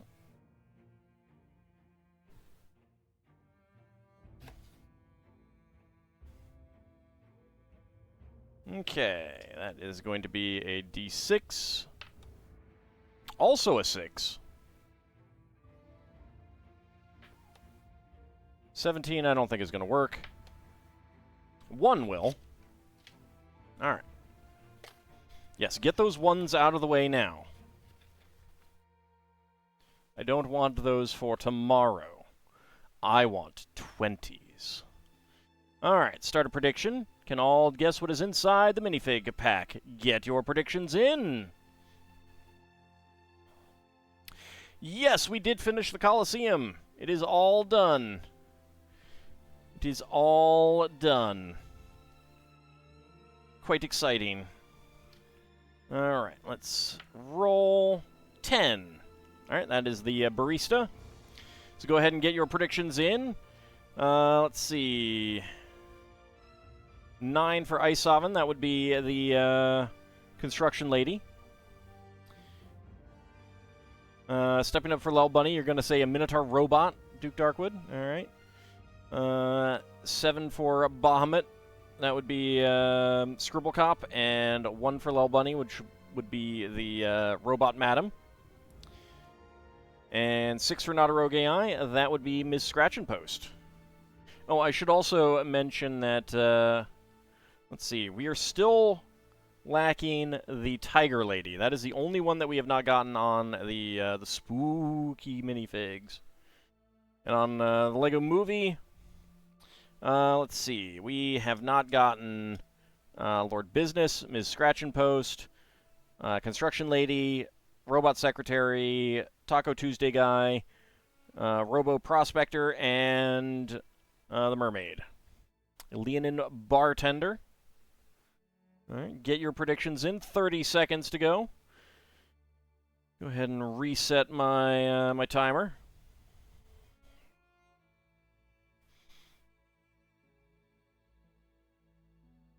A gnomish astrogator. Is that like a weregator? But lives in the stars? I'm going to assume it is. All right, just a few seconds remaining. And predictions are closed. All right. Let us see what we get. And go.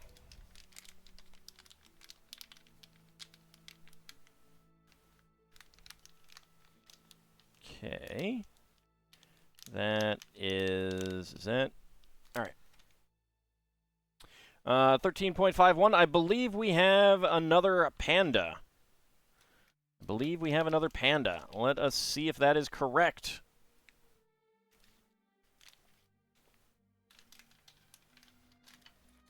That is correct. All right. It's like our third panda. So that was 13.51. Let's go ahead and choose the outcome. So within 20 seconds, complete that prediction. And Kinshear getting all the hams. Very nice. Lord Canis and Ice Oven going for 20 to 50.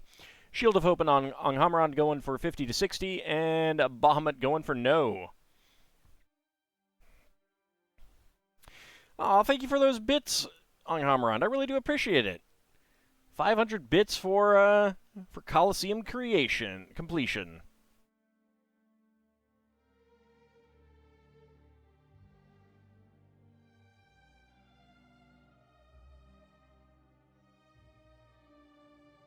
So interestingly enough, this guy is not hot in this costume.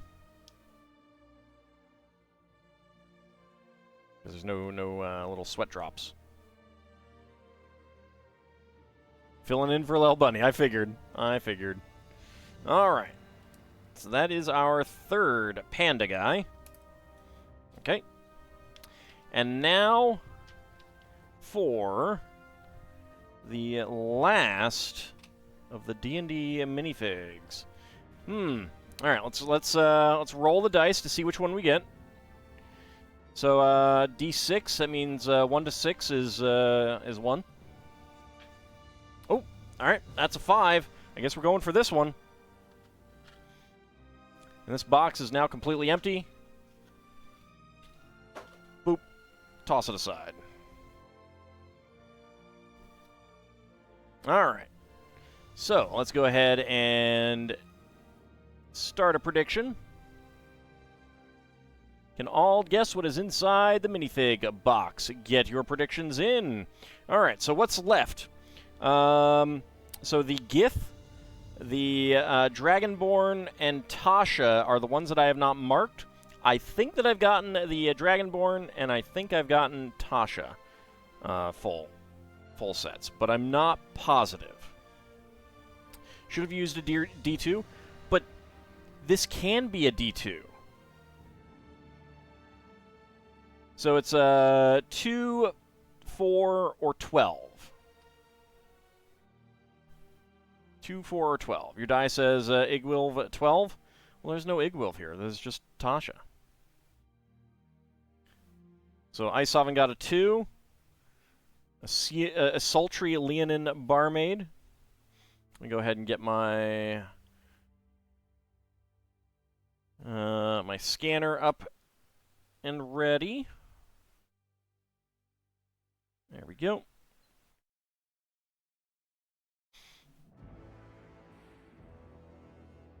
I mean, that's just what she wants you to think, Lord Canis. That's just what she wants you to think. Also,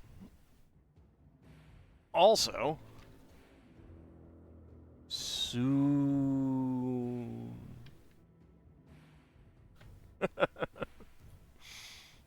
All right, get your predictions in. 20 seconds remaining. One guess, a Minotaur Colosseum plant cataloger, first done by Domenico Panarol in 1643. Currently, about 242 plant species have been counted according to Wikipedia. That's a few. They probably missed one or two. You know, missed a spot.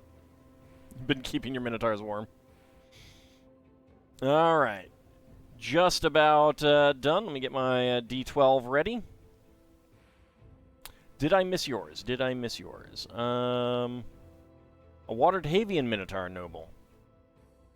I did miss that one. Okay. All right, predictions are closed. Let's go ahead and roll the die first. So 2, 4, and 12. All right, that says 4.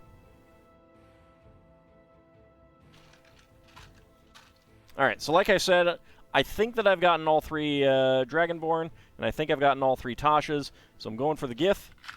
Oh yeah, I need to pop over to the weight. And boop. 18.24. Well, that is exactly the dwarf, but 18.51, 19.91, 19.12. All right, well, that is definitely closest to the Gith. My average is quite a bit over, though. But I'm saying that the weight says Gith as well. So let's see. So my guess was the Gith.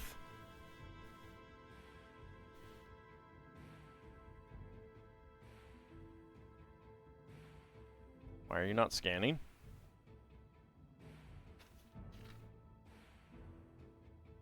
Yep, there's Gith Warlock.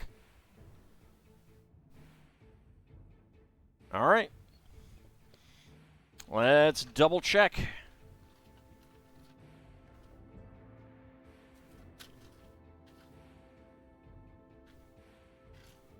That is indeed the Gith Warlock. I did go a bit long. Yes, I did.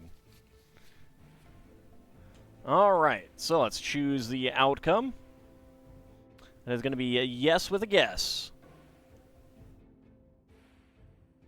And who is getting the hams? Lord Canis getting a lot of hams. I think someone did some redistribution. Lunghammerond and Shield of Hope going for yes with die roll. Isovan and Lel Bunny going for yes with weight. And Kinshir and Bahamut going for no. Kinshir doing some redistribution.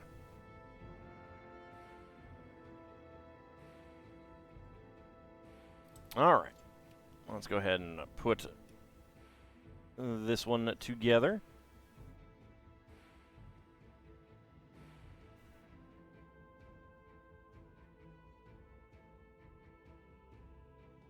She's a little stern. She doesn't like being the last one. The last one chosen. She's not happy about that.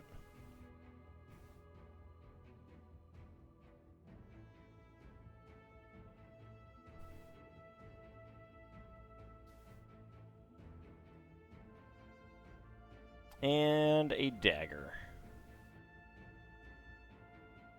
But not a dagger princess. Alright. There we go. Spare parts, of course. The black lightsaber handle, the head, the male head, the shoulder pauldrons, and the dagger as the new pieces. Alright. But before we wrap things up, we'll get another preview of what's coming next week. Move that. Alright, let me go ahead and open up my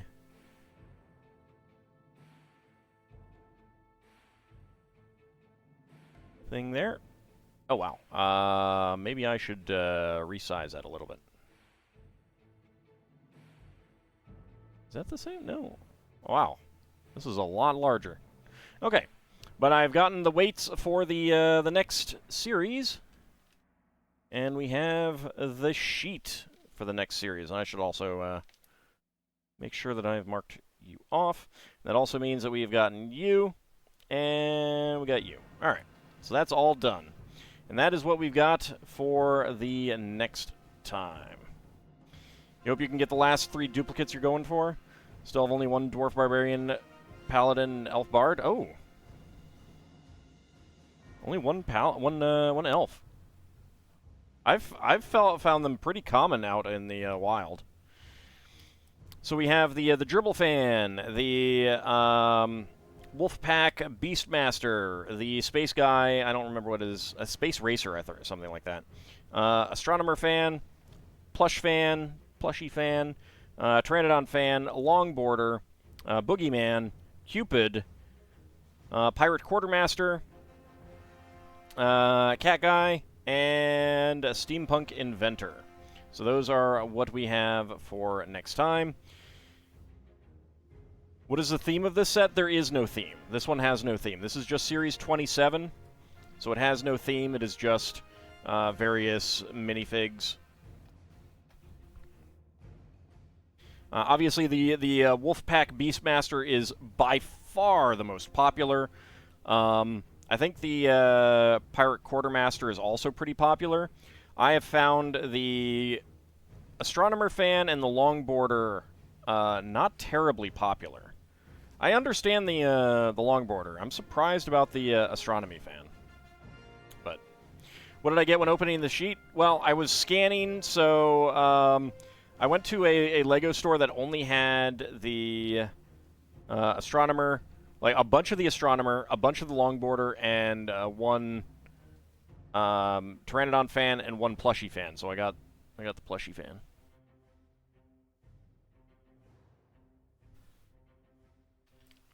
But that is for next Wednesday. We will be back tomorrow for some more Spelljammer. We'll be back on Monday for some more Torn of the Golden Country. We'll be back on Wednesday to build some more various Lego. We'll be back on Friday to start something brand new. Hope they release a Wolfpack set. That would be nice, but I'd be surprised. The Wolfpack base, the facility with the bridge over the water kind of thing, a reimagining of that would be really nice. Like a big prestige Lion Knight's Castle or Medieval Village style reimagining of that. That would be nice. Anyway, I want to thank you guys for coming out. Thank you very much for watching me complete the Colosseum. And we will be back next week. See you then, everyone. Duke Darkwood, no, they did not have any sets other than that. See you next time, everyone.